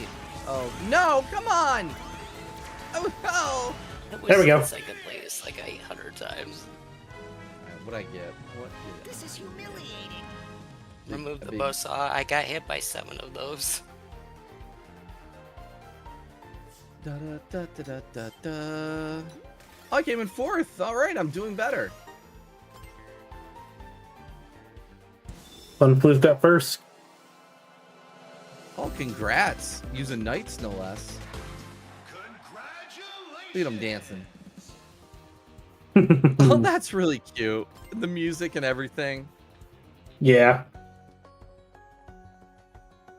That's a good looking model. I like Knights. I They remember need to make a back new in the Knights. 90s.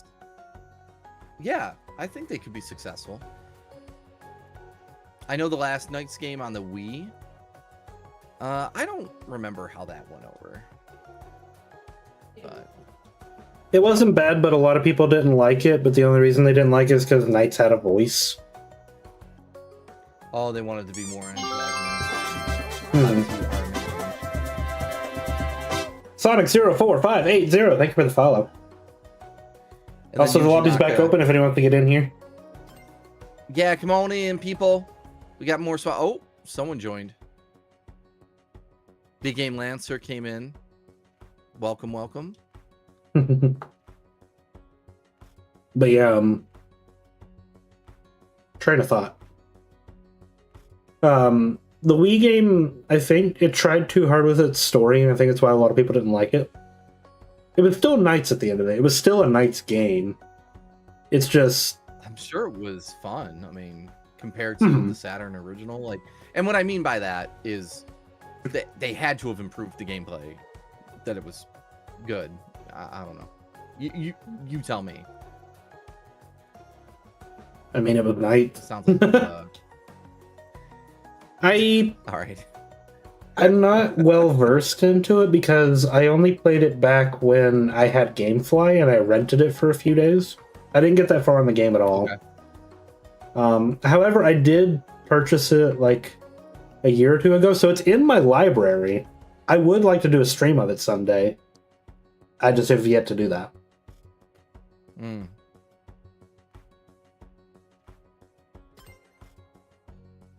I see. I see. So I'm giving y'all like 2 minutes to get in here. One Mississippi. Matthew's two chowing Mississippi, down. three I see you. Mississippi. Matthew, make no mistake, Matthew's giving you just enough time so they can consume some food in their belly. I'm sorry, like McDonald's French fries when they're fresh out of the fryer. They are good fresh out of the fryer.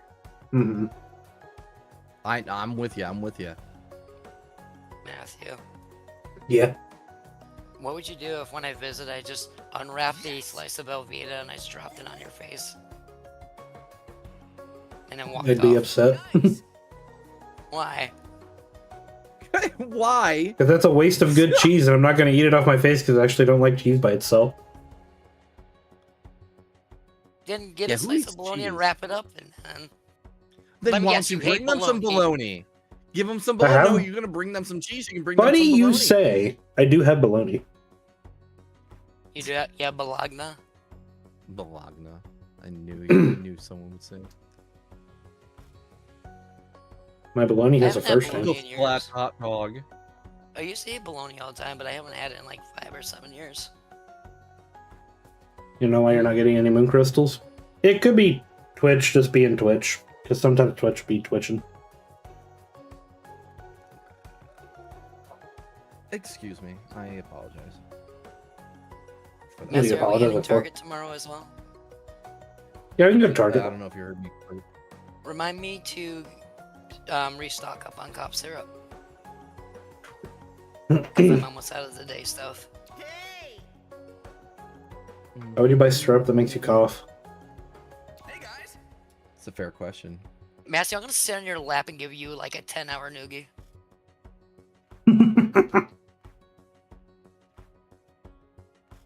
Did I say shoulder or lap? I'm already forgetful. Lap. I meant shoulder.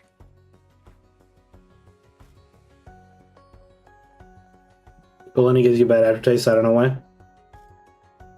I like bologna. It's basically just a flat hot dog. I will say, don't buy the packaged stuff. Always get the deli stuff because it's better bologna. I like to make sure my deli has, well, it's just that it's high quality in general, because there's a certain one that has like this thing called all green or hall green additive that's not good for you. Like, and a lot of those are the Oscar Mayer, like, in the like the quick deli, not the deli, but the like processed deli meat area. I miss when you could find. You have to be careful about your deli meat too. Turns out Mhm. it's pretty nuts. Sorry, go ahead. I was gonna say, I miss when you could find Sara Lee meats pretty easily. Because Sara Lee had some really good meat. Yeah, they did. Are they not in production anymore? Is that what you mean, or? They're still in production, but a lot of the delis around me changed their brand from Sara Lee to a brand called Dietz and Watson.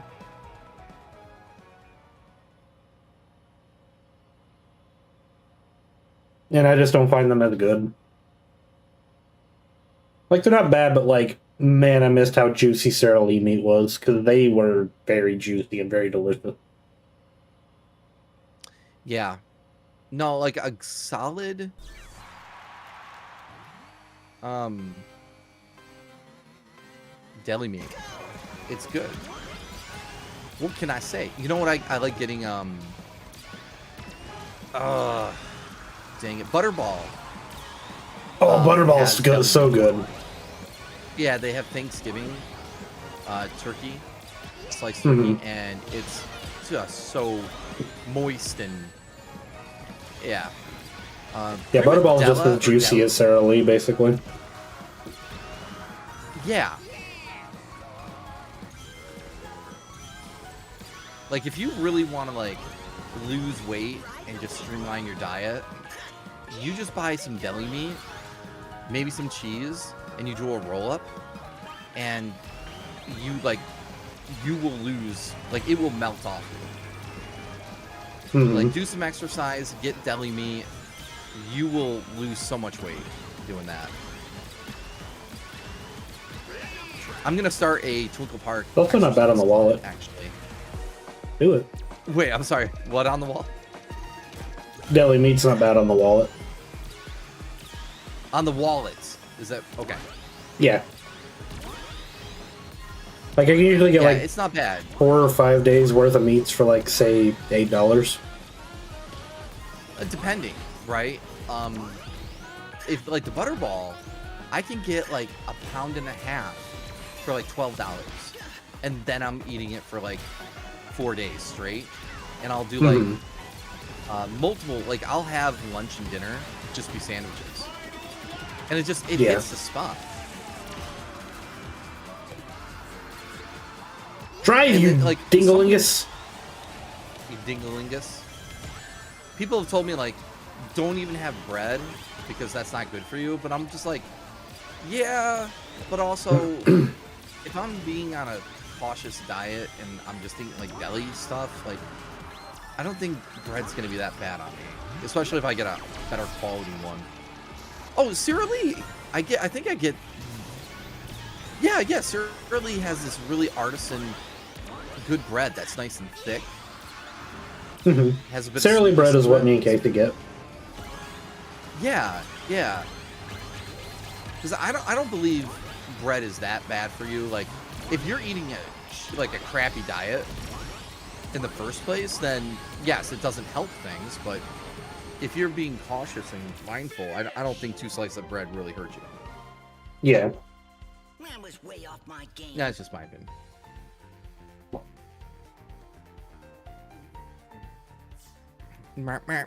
I came in third. All right. Nice. I got number 1 air tricker. Nice. Nice. Look at that, chat. Did you see? I came in third. Are you proud, chat? Yeah. I did I did good.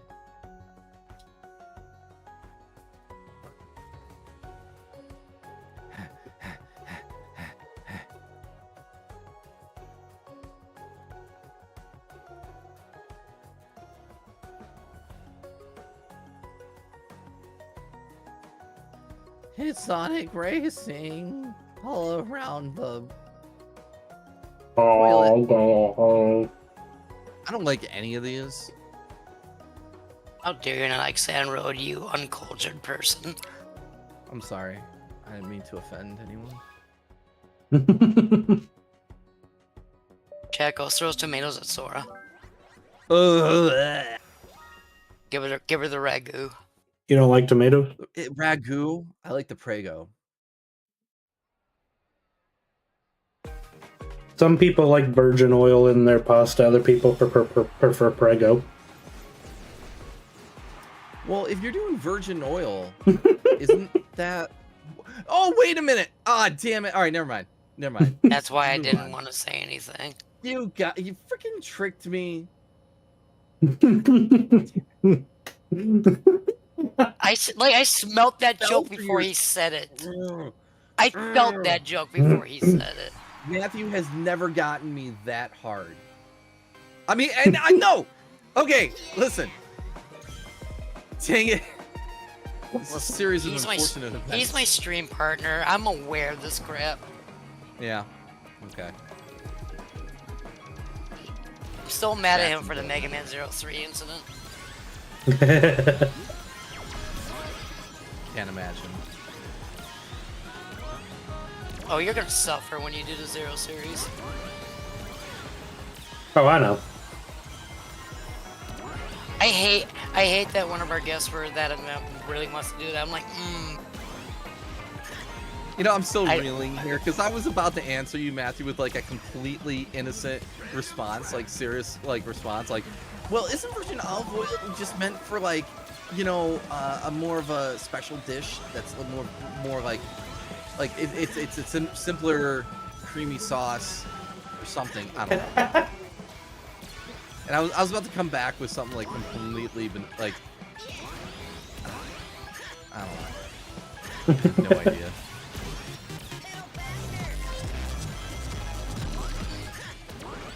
Frick my butt.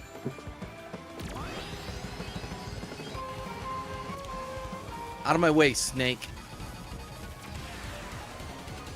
Metal Gear. Oh my. Metal Gear.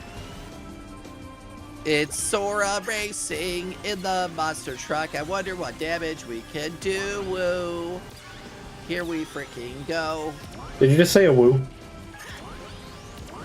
A woohoo. I guess I was channeling Shino. Yeah. See, I can feel you, Shino.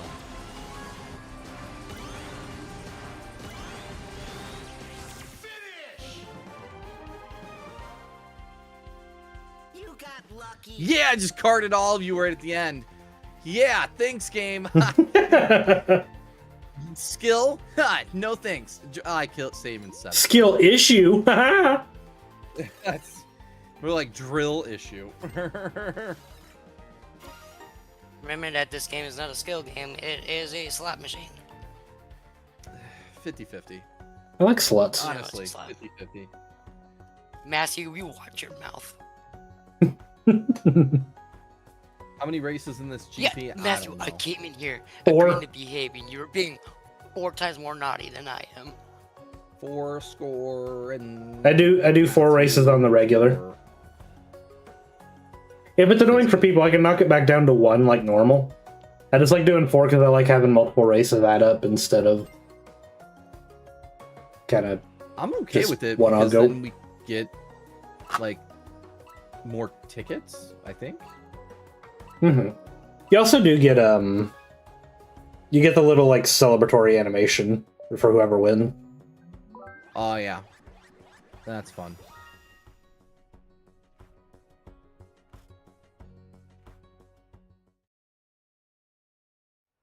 I got a double quarter pounder with cheese.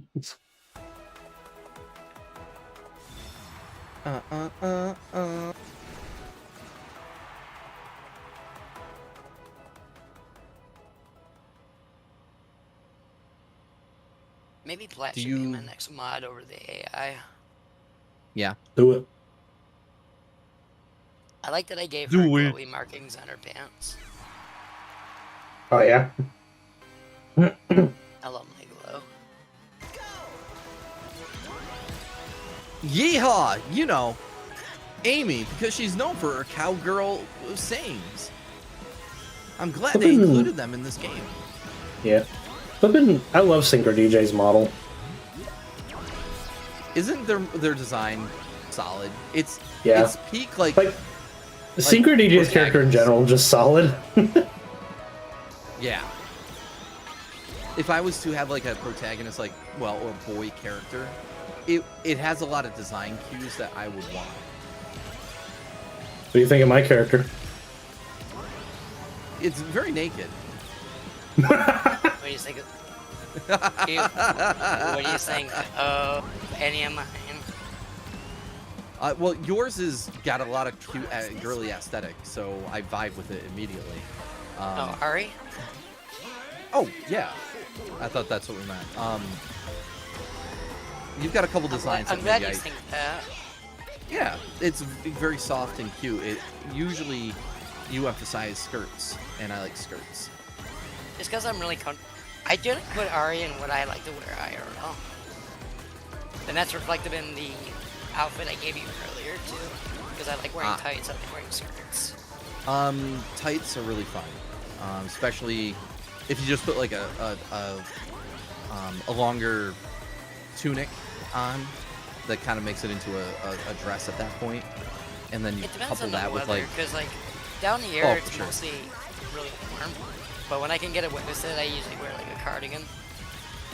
cardigans are fun. Yeah.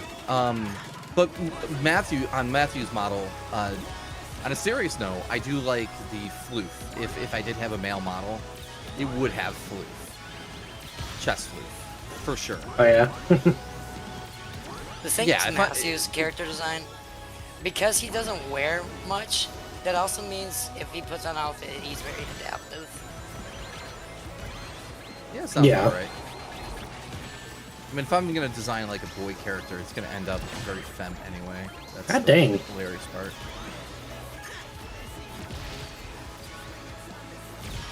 And remember, a lot of people, I guess, thought Tails was a girl because of his chest floof back in I the mean, 90s. he was going to be a girl.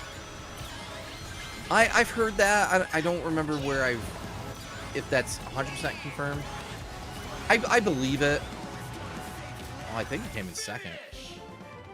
I was look, in second, and then I guess flipping This is humiliating. everybody decided I wanted to die. They just targeted you. But I came in fourth. Okay. Matthew, yeah, you got pegged all the way down there. Yeah. That's okay. GG, everybody. I was gonna say, oh yeah, I knew better only because I read the manual, and I guess not a lot of people read the manual for Sonic 2. Who read? Right. It had a decent story in it. And a lot of people don't understand why Tails didn't fly in Sonic 2. Well, it's because it didn't say that Tails learned to fly. It said in the manual that he learned to spin his tails fast enough to make him, or fast enough to keep up with Sonic. And I forgot about that because everyone was like, well, they just didn't implement flying because they were lazy or they didn't have enough time. It was actually probably because they didn't have enough time, even if they wanted to, frankly. But they explained it, though. If you read the Sonic 2 manual, he learned how to spin his tails fast enough to keep up with Sonic. So they've obviously changed that to be flying since they've implemented flying into the mechanic of Sonic 2, anyway, but, Also, Raylan, your comment makes me so flippin' happy because that was kind of my goal with my character. For design, I love Ari's forms. Matthew is simple and fun to draw, along with a ton of personality. Sora's hairstyle is amazing. Oh, thank you. Yeah, that's like a TLDR, like nice and clean, Yeah. Because But it's funny because your personality, you're not having a lot of clothes. You can come across so many different ways. You're not restricted, in how you express yourself. Yeah. My overall goal with my character's design was there's an aspect with Sonic that I always believe is in his design, and I kind of want to replicate that, is that depending on the situation, Sonic can either look like the cutest character ever or the coolest character ever. Yeah. And like I kind of wanted to and like I kind of wanted to catch that where like my character can be cute, but my character can also be cool depending on the situation I want him to be in. That's nice. Yeah. It's funny because speaking of cool and cute, that was really the selling or marketing that they put behind Sonic Generations. And I didn't really agree with it because like I understood what they were doing, but like Aaron Weber would come out and say, modern Sonic is more cool and edgy, and classic Sonic, he's a little cuter, whatever, with a bit of an attitude, so they were really kind of trying to sell like that was the difference, and I'm thinking like, well, I mean, back in the 90s, that was not the marketing at all for Sonic. He was very edgy and cool, and Yeah. that was never part of it. I think in Japan it's more inherent because anytime Sonic in any Japanese is has more of a cute aesthetic as Japan, but Yeah. but even then his expressions were very edgy. Mm-hmm. And that's I nothing just to say kinda- of the Americanized art that they came up with, Yeah. when Sonic 1 came out in America. So, yeah, sorry, go ahead. Oh, you're fine. So the thing that kind of points out just like the blend for me with classic Sonic was the Sonic the Screensaver artwork they did back in the 90s. Because From Japan, yeah. yeah, because they had a lot of really cool pictures, but they also had a lot of really cute pictures. Like the one that immediately comes to mind is like Sonic like out after the rain, standing under a rainbow, like holding its hand out to a little snail in the bush. Yes. Like, that's a very cute picture. I like that picture a lot. Yeah, all that art is really solid. Do you know where the origin of all that art? Not exactly, no. So what I read was that art was actually monthly art that they would make part of the Sega newsletter, internal to the company. Oh. This is humiliating. Yeah, that's why. That's they would really make it in the cool. format that they did. Yeah.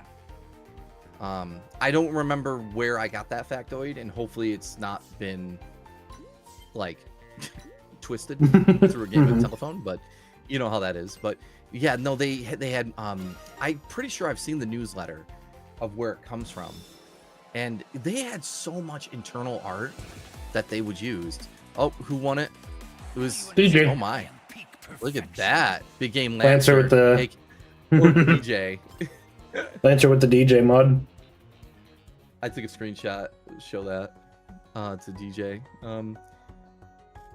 Yeah, they had a lot of internal art that they would use at SOA and SOJ, and some of it's been lost. And sometimes you see like random screenshots or pictures of this stuff that employees would take, and it's like, oh my god, I want to see that. Like their customer service and mail service in the company, there was like this Tails dressed as a mail carrier, you know, for that stuff. It's just so cool. It's really cool. It honestly kind of reminds me of there's a sad little factoid with Sonic OVA. Do you know why they have not been able to release OVA at all after its initial release? Because the licensing rights have been lost to one of the companies back then. Because what's it called? Went out of business, and they don't know where it ended up at. Something. Yeah, they don't know where the rights are anymore. Very disappointing. Because yeah, you know, for obvious reasons. It really sucks. Like even in the US release, ADV Films. Yeah, ADV Films, they went out of business. ADV. Yeah. That's a ticket. Which also sucks because they also had the rights to Monster Rancher, which I think another company now owns the Monster Rancher anime. You're probably right. From what limited I know, but because I know the Monster Rancher it would anime has been re-released in various ways. Well, Sonic OVA, it's just kind of it's stuck on the original VHS and DVD release.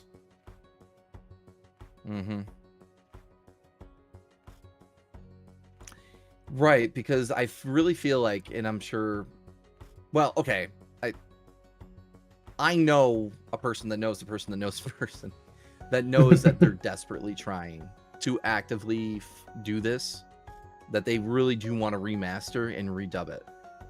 But they're like, if we don't have the licensing rights, we're not gonna bother because it will create headaches and problems.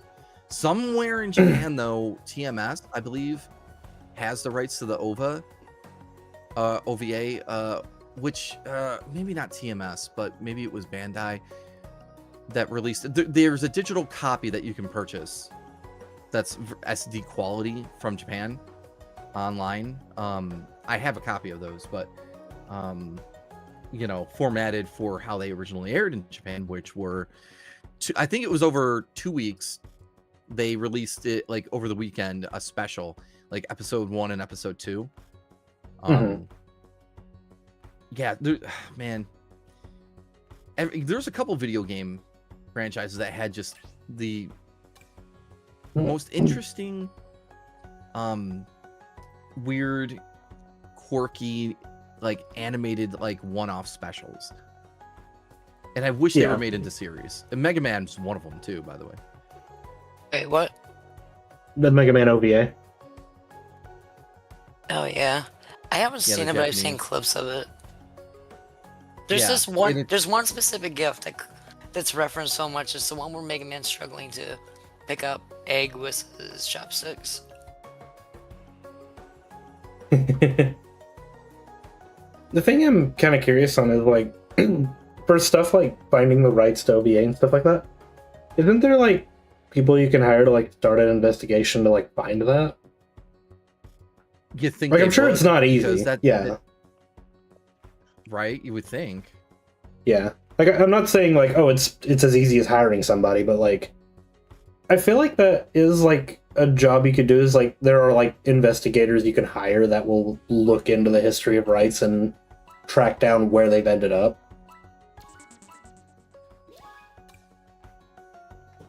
Yeah, I can't imagine it's impossible. But I guess some companies in the 90s, especially earlier anime specific ones, didn't handle things maybe the greatest. Remember, ADV also, I believe, had rights to Evangelion. Like that was big for them, if I'm not mistaken.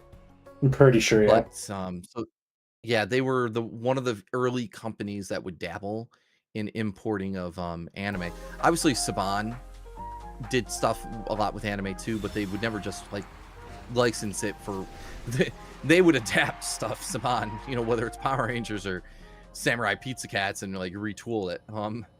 But yeah, not a lot of companies back then did it actively. Some of the more crazy sci-fi ones that would be like randomly on like the Sci-Fi Channel. I remember when that was a thing.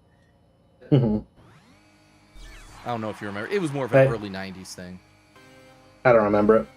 I do like the fun fact with the Power Rangers where like I keep forgetting the name of the original show that Power Rangers was. Jude Ranger. Yeah. So like it went from that to, you know, Disney and ABC kind of turning it into Power Rangers with like their own live action clips, but mixing it with the Japanese clips.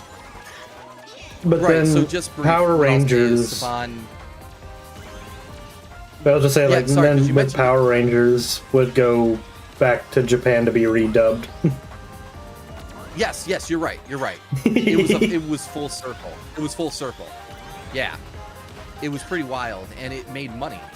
And actually, what's come to light recently, not to get us too off topic, but Power Rangers has been on a hiatus and stuff, and the Hasbro owns it right now, and Hasbro decided they didn't want to adapt Sentai anymore, which was a very unfortunate business decision for everybody, because it turns out Super Sentai in Japan, while profitable and has been going since 1975, it was relying on a lot of money that came back to it for Power Rangers. So when Hasbro was like, no, we're going our own separate way, years ago, it's no one realized the silver bullet that it was putting in Super Sentai, because Super Sentai is actually going on hiatus after the current series is over,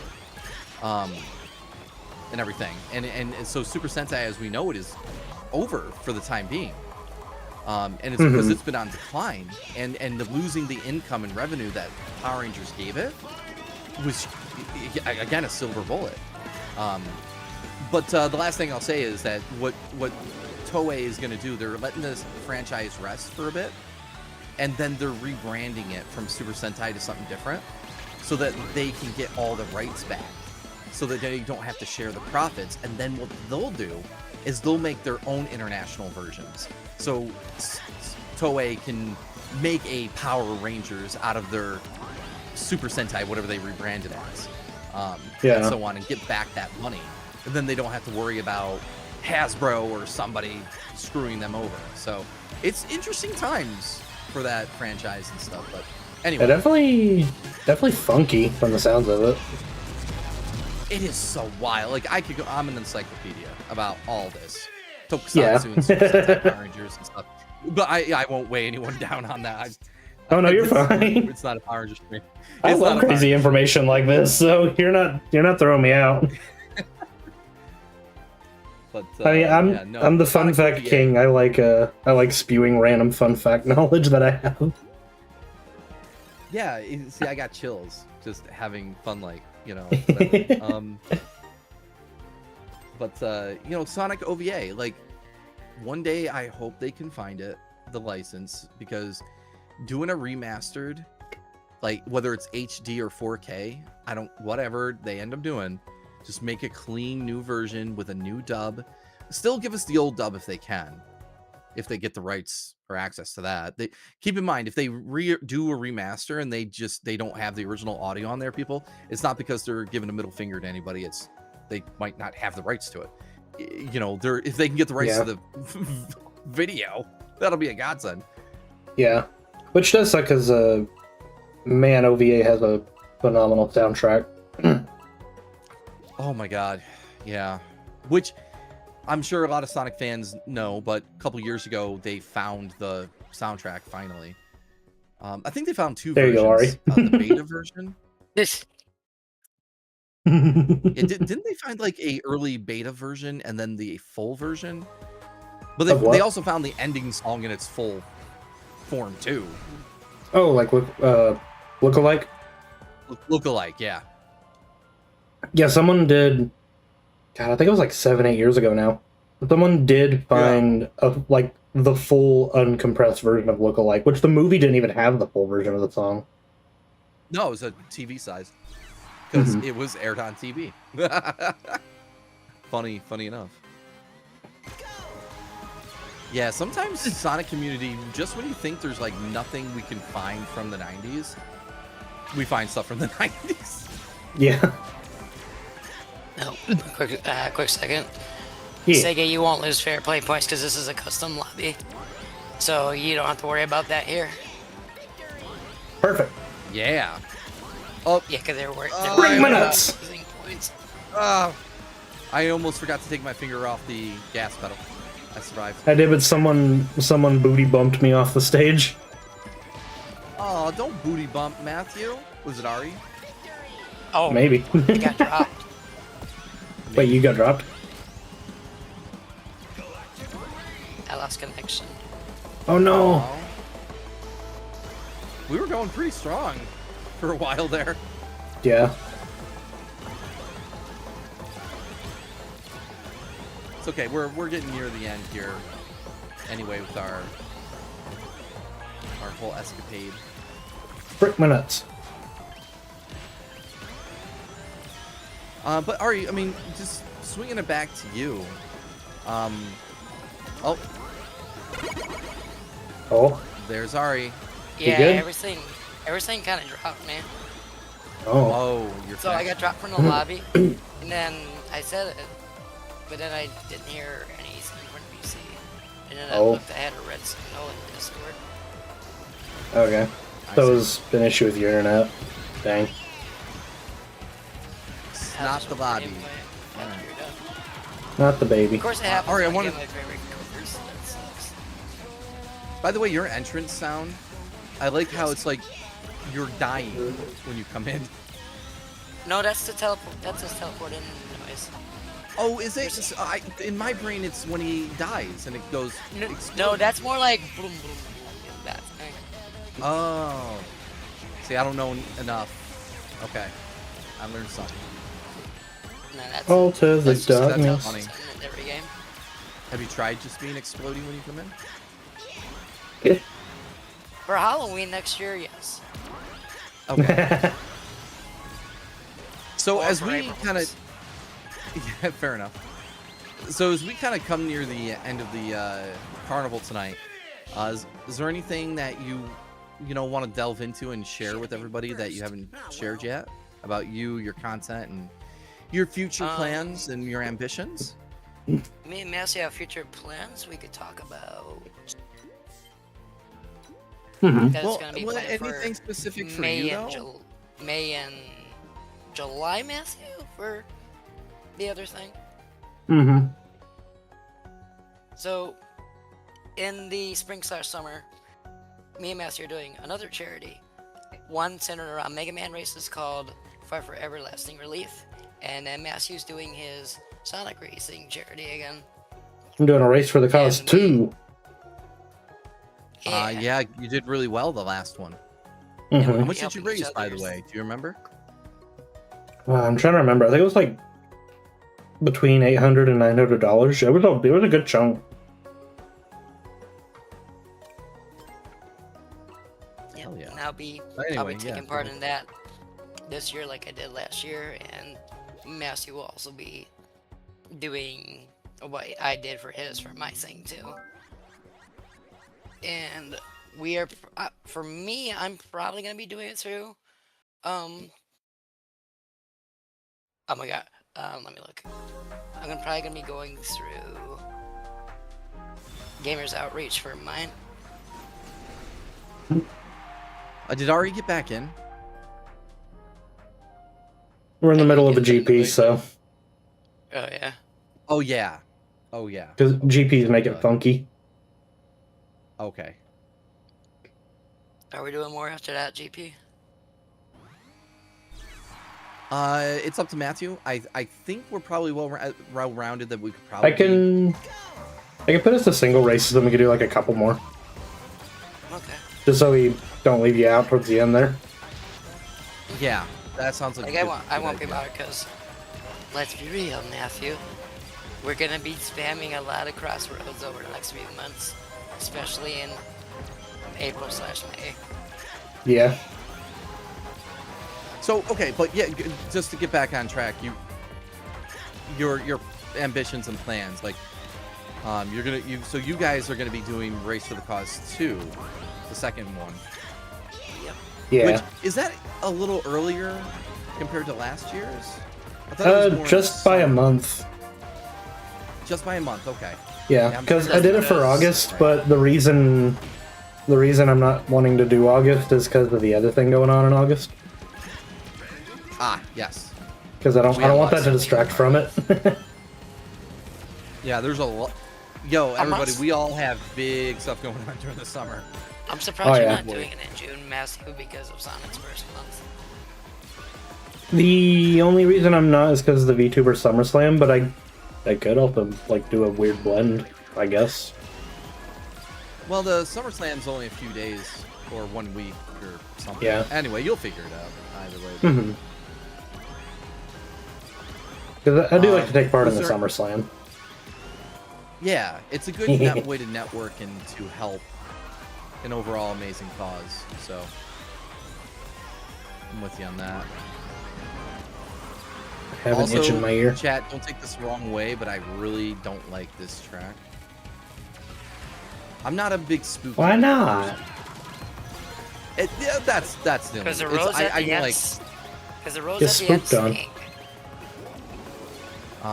Yeah, I don't know. I've never really been into spooky stuff or horror games.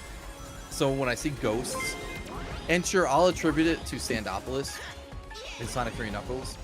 Where Holy frick, ghosts- Razor Timcore, thank you for the raid. Oh, How have you wow. been, buddy? It's been a while. You know, they popped up recently in one of our streams last week, and I hadn't seen them in a while either. Hopefully they're doing good. Sleepy? I'm doing pretty good. Sleepy. Aren't we all? Razor Timcore. He's known me at least 10 to 15 years now. Wow. I Nice. met him Tell us all. through the Single Life Sonic community. He's Yeah, what were very- you doing this fine night? I'm the best. Yeah, Razor Tim actually introduced me to a lot of the people in the VTubing community.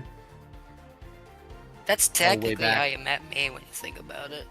Yes, Back in the technically day. how I met Ari. I also found Shino that way.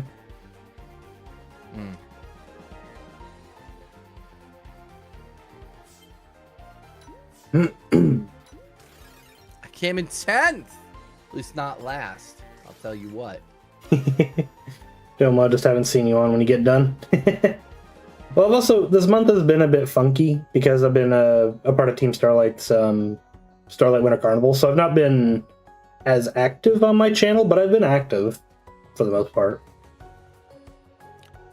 Yeah, I was thinking the same thing. Like, you know, when we do the carnival, our personal channels all kind of tank. Yeah, And that's not great for the algorithm and our community. So, I mean, my algorithm goes with the other way. yeah. Ooh, Water Palace. I like Water Palace.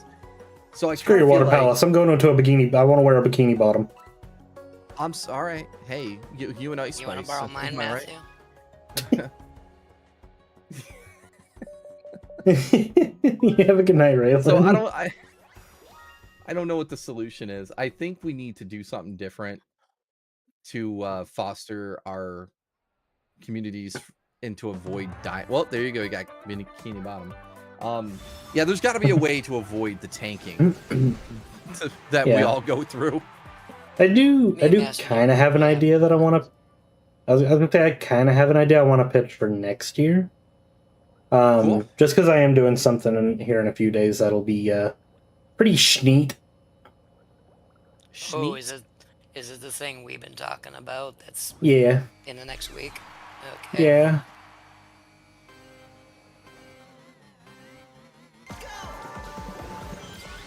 All I will say to hint to it is, what is this, a crossover episode? It's a crossover episode.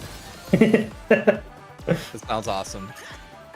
Well, you have a lot of great ideas, buddy. So looking forward to it. Ah, I got fisted. Fist of the North Star? Yeah. Fist of the nose hair? That too. Bo bo bo bo bo bo bo. I loved Bo Bo Bo Bo Bo Bo Bo. A lot of people did. I didn't watch much of it, but I appreciated everything. Also, his final form as a girl, so I mean that's cool. Yeah. Which actually is one of my favorite jokes. One of the attacks he does in one of the episodes is the Walk of 1,000 Schoolgirls. And it's just 1,000 of them dressed up as Japanese schoolgirls just marching on top of the enemy. I have seen GIFs of that. And I'm just like, well, no context. Sorry, whatever. Yeah. I mean, even with context, that show makes no sense. Right. And they put it on Toonami, of all places. Yeah. They're like, hell yeah. You know, of all things, too, speaking of weird dubs to come on TV, Shin-Chan made it over to the States. I don't know how many seasons they did. But they did it pretty well because they just inserted a lot of American pop culture lewd jokes into it. And it was working. Yeah, that was when Funimation was at like their peak, though. Like they were just doing everything. I don't want to say anime has declined, but it's not. It definitely doesn't feel as strong as it was. Right? Isn't that weird? Yeah. Well, I think just like not a lot of big name animes are coming out. And like it probably also doesn't help that like a lot of anime titles now are just a flippin' book's description worth of what the anime's about. Because that's like the latest trend that every anime is following is like, let's give our title a flippin' 50-word sentence to describe what's going on in this anime. Yeah, pretty wild. Yeah, I don't know. It's This is humiliating. I think what we're gonna start seeing is retreads of a lot of those 2000 era staples where they bring back certain things. Like I guarantee we're gonna get a Naruto reboot, a Bleach reboot. We're getting a One Piece retelling that's a more coherent, streamlined version to get new fans in. So like there's a bunch of magical girl shows coming back. Like I don't know if people remember Magic Knight Rayearth. Like they'll bring, hey, look at me, I'm applauding myself. Yeah, isn't that awesome? Freaking great. Yeah, but you're right. Like anime just doesn't feel as intense as it was. Because maybe now it's just like it's just a normal part of mainstream. Like, oh yeah, anime, cool. And there's some like really good known ones that people watch them and people like them. You know, it was still more niche. Not niche. I don't know.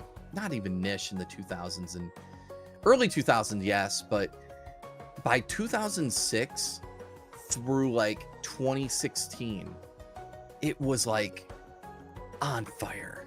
It felt. Hey guys. Oh yeah. Kevin, gonna take a break now since I got some chores to do. GG everyone. All right, well thanks for playing with us, Kevin. Yeah, thank you everyone for playing. We're gonna knock out a few more races with Ari, and and then we're probably gonna call it for the night. Yeah, There's I'll probably some do stuff about that we 2 wanna more do. races. Do you? Do what? Never mind. Yeah. No, I was gonna suggest something, but I'm not. I refuse. Special PNG. Lay it on me. since the end. I was gonna say we could shift the festival. Obviously, there'll be like only room for one person, but Mhm. we can wait until we're done. Which is probably a better idea anyway. So I just want to make sure we both get or we all get our festival in. We're almost done, so it doesn't matter. Yeah. I swapped to the special PNG for the end Yeah. because I like my sprites.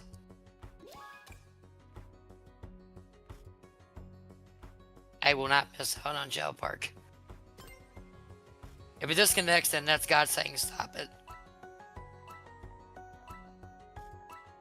I did relaunch the game at least, though.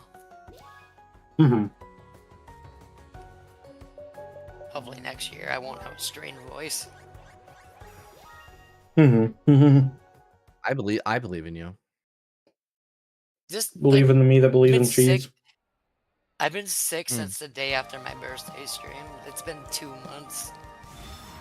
Have you gone to a walk-in or doctor in general? No, it's like I know it's just a cold, and I don't really have good health insurance. So it's just like I don't want to spend, you know, that much money just to be told, "Hey, this is what you already know." I'm like, "Yep." Well, a couple thoughts that I'm just going to offer to you, and sometimes it varies state to state, but here's what I know. For one, most walk-ins charge on a sliding scale, so even if you don't have health insurance, usually they aren't going to hit you with anything too crazy if you tell them your situation. Yeah, like I do have Medicaid. I just don't know what Medicaid covers. Well, yeah, I mean, usually you go to a walk-in as long as you're not checking into a hospital. You know, for whatever you have, you pay a copay of probably $30 and you know walk away with a medicine prescription at the lowest rate. But so if you do have Medicaid, I mean, get your butt into a walk-in, because I'll tell you what, I have been stubborn in the past and not gone to a walk-in and just let whatever I've had drag, and it gets worse. And it's like, why am I doing this to myself? The third thought I just want to share with you is medical costs and bills are not a collectible debt that will go against your credit. So if you say, hey, just bill me, whatever, and then, try to pay it back, obviously, but you don't have to worry about going into debt that's going to negatively impact you if you can't pay it back immediately, right? So food for thought, because it sucks to be sick, you want to get healthy, right? So Yeah. Like I'm fine. It's just mostly just a voice thing. My throat's fine. well, that's what I had last year. Actually, I had this thing going on with my throat. I felt mostly okay, but my throat was trashed, but then it got worse, and I felt I think I had some sort of infection, like not like a severe infection of some sort, but it was still something not great that I just let get worse, and then I did recover finally, but so anyway, hopefully you get better soon. Hopefully you get better. Yeah. Knock on wood, I've been pretty lucky this season in terms of like getting sick. I just haven't. Thank God. What about you, Matthew? Well, wait, I think you were. You had something, Yeah, earlier this month. yeah, that's right. Heck, I also had a stomach bug at the beginning of the year. I do remember that. Right. Probably the most sick running over I've everybody. been. Sorry, Matthew. Did that actually register that I got Yeah, you? that did run me over, and it knocked me down like 5 places. How I do things.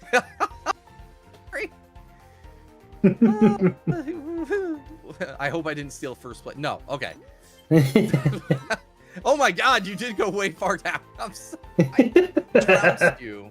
Yeah. Ugh. Big up, man, Why so do I I can't feel hear so you in first bad? place. Yeah. Well, I'm Oh, don't sorry worry, that I I'm gonna interrupted. eat my own words during the next festival.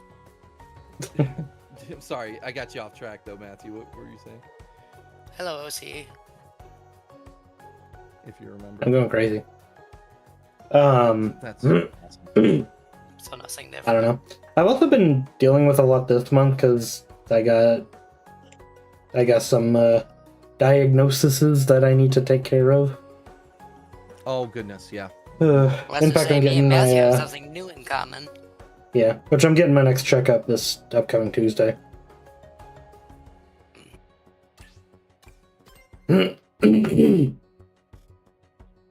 Which hopefully I'm getting better, but the medicine I've been on has been helping me sleep better, but I've been having very stressful dreams lately. Let's go. Oh yeah. I had the weirdest dream last night. Holy crap, Grana. I had a weird one too, but yeah, tell me about yours. So, I gotta see if I can remember more of it. But the biggest thing I remember is the thing that woke me up. So, the last thing I remember in my dream was I was with Spider-Man. And we were trying to find a way out of this building, and we find a fire exit. And, okay. it had like a little like metal thing holding the door. And I was like, yeah, I think if you try to force that open, it's gonna. And then he opens it and it makes a loud alarming sound. I'm like, yeah, it'll do that. And then I woke up. That's wild. Was it one of those dreams where you know it's weird, but you don't question it, but then you question Yeah. it when you wake up? Yeah. I had this But, weird like- dream where oh yeah, go ahead, buddy. I was just saying, like, I woke up 2 times last night, and both times was my dream scaring me awake. That one was the fire alarm going off. The dream I had before that, what woke me up is I could have sworn I heard a really loud knock at my door. But it was just in my dream. No one was there. So I've had that happen. Oh, Exactly. Jesus. That scared me. That's what it Everett's sounded allowed like. to do that joke. So something happened last night where I was I was on a school bus and somebody lost control of it, and I kept telling them, like, hit the brake, like, get in there. And then they couldn't, or the brake was gone. So I got in, and I got into the driver's seat, and I started hitting the brake, but the brake was broken. So we're like, Oh, I've had crashing tons into of dreams shit like and that. everything. Yeah, and it was kind of funny because at some point in the dream, I realized, wait, I should just take my foot off the gas pedal too, and I'll slow down eventually. Because I'm like, all right, I got no brake, but I don't need to hit the gas. Why am I hitting the gas? Stupid. It was weird, and then the dream kind of blended into something with Better Call Saul. I don't know the specifics, but I remember seeing I don't know if anyone watched Better Call Saul, but I remember Kim Wexler being there, one of the lead characters. Anyway, I don't know. But yeah, funny that you mentioned knocking on the door. There was one point last night, or this morning when I was resting and sleeping, where I heard a knocking on my door. It was very loud. And then I realized it was just in my dream. No one was actually at the door. But it's always really kind of scares me. And then something else really weird happened. And this happens a bunch. Sometimes before I'll wake up from a sound, like my dog started barking while I was sleeping today outside my door. So right before I woke up to that, I heard a voice say, "Surprise!" And then I woke up to my dog barking. And I'm just like, Oh. what the hell? It's just, I don't understand. Weird stuff like that. Dreams. you know? Yeah. Yeah.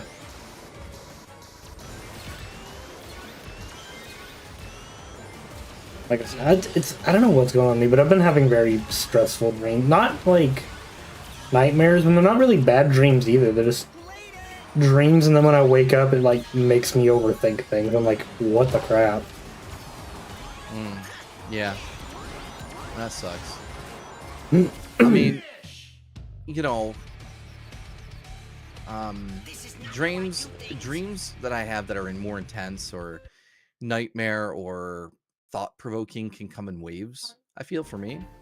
I'll say ever since summer, I was having nightmares from being attacked online by a group of people, and it was very distressing. And I remember waking up in panics that someone's on my feed or someone's on my social media attacking me, and it's you know, like, that was a very distressing time for me that I had to go through. So those are the nightmares I've had more recent, you know, which is pretty messed up, but normally not a lot of nightmares. Normally not a lot of them, but Yeah. communication with lobby. You know what? Yeah. A lot of people, and I vibe with this because actually I started using Pokemon Sleep when it first came out, and Pokemon Sleep will record you when you start talking in your sleep. So you can listen to those and remember dreams that you would have otherwise forgotten. So if anyone's into that, Pokemon Sleep, try it out.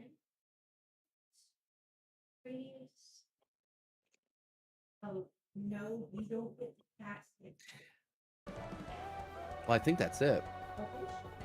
Pointing at night. Nights. Not just into nights. dreams. But yeah, It's such a well-defined butt. Why did they give knights such a well-defined butt? I don't know. It's so wild. I mean, what are we trying to interpret here? Is I mean, Knights is I'm gonna say that they're straight up a femboy at this point. What is that's real fast. Yeah, that was it. We were just doing 2 more races, which that was 2 races. Ayo. Yeah, I don't know. Knights is open to interpretation, but boy, does that not leave a lot to the imagination. Yeah. So. Well, Ari went to the bathroom, so we need to wait a moment. Yeah, we'll wait a moment. know, Let's yeah. let's go over how much we flip and race today, because we are now at $7,305, and today we got Raylan, Shadow Jackson, Twinkle Phoenix Star, Miss Lady Tail, Wisp the Wolf, Azri, Dooney, Flame Crystal, Hannah, Foxinator, Shura Lobo. All of you with the donations today. Thank you so much. Yeah. Just above and beyond. And you know, I think what this really tells me is that we have a community that is very special, that is out here to support us in ways that we didn't have last year. Like, and let me be clear, like, last year our community supported us immensely, and we made an incredible amount. But I'm saying, like, we have grown our communities, and they showed up this year in such a powerful way, and it's humbling. I'm thankful. Yeah, it's incredible. The amount of support we've gotten has just been beyond amazing in every way.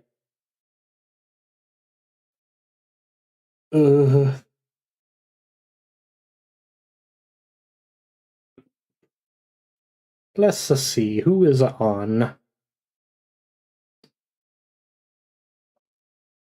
My light bulb. Your light bulb.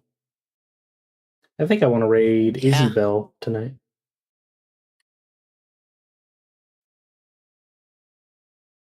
Oh, my Bacchus. Oh. They have good content. But yeah, thank you, Ari, so much for joining us for the carnival. It was a phenomenal time.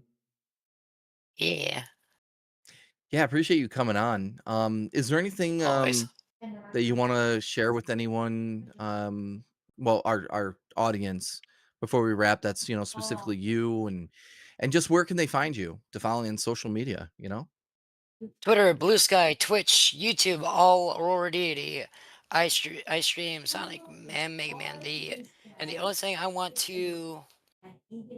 don't really have anything going on except my journey to 100% all the battle networks before Star Force drops on March 27th. But other than that, I'm practicing Sonic games so I can get good at playing them really quickly.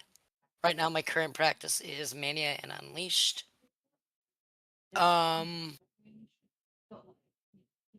Other than that, the charities that we announced earlier, we're still planning those out, but we will also both be talking about those on social media as more developments are ironed out. And Awesome. other than that, tell someone you love them. Aw, Remember, that's really sweet. no matter what thought you have in your head, there's always at least 5 positive facts when you're feeling bad.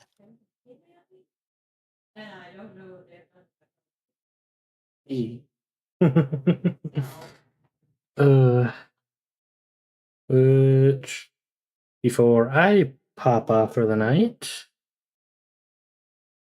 Razor Tim, thank you for the raid. I can think.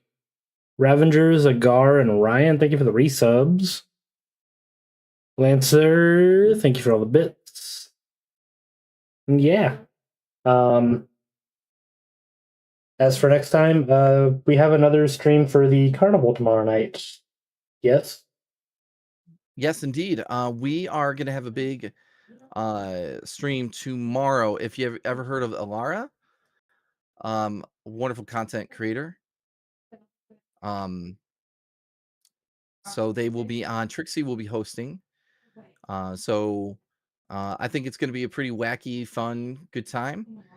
So if there's any fans of Alara, yeah, make sure you pop in and join us. That's tomorrow, 8 p.m. Eastern, Trixie's channel.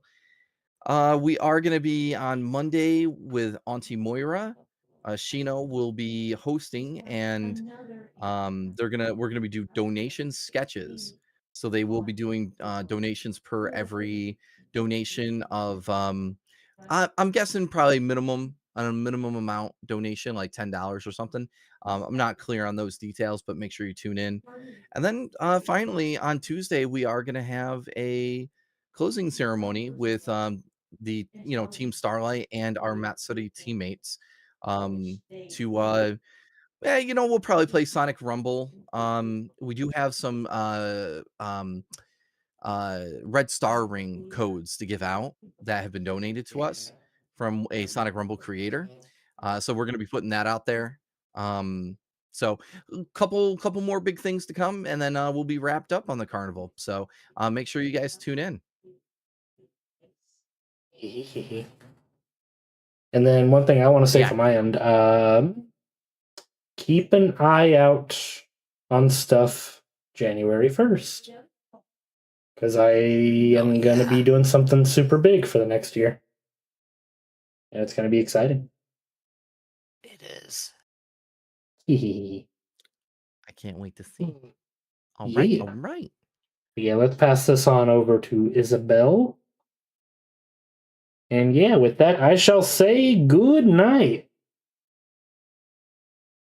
Good night, everyone. Thanks for being here.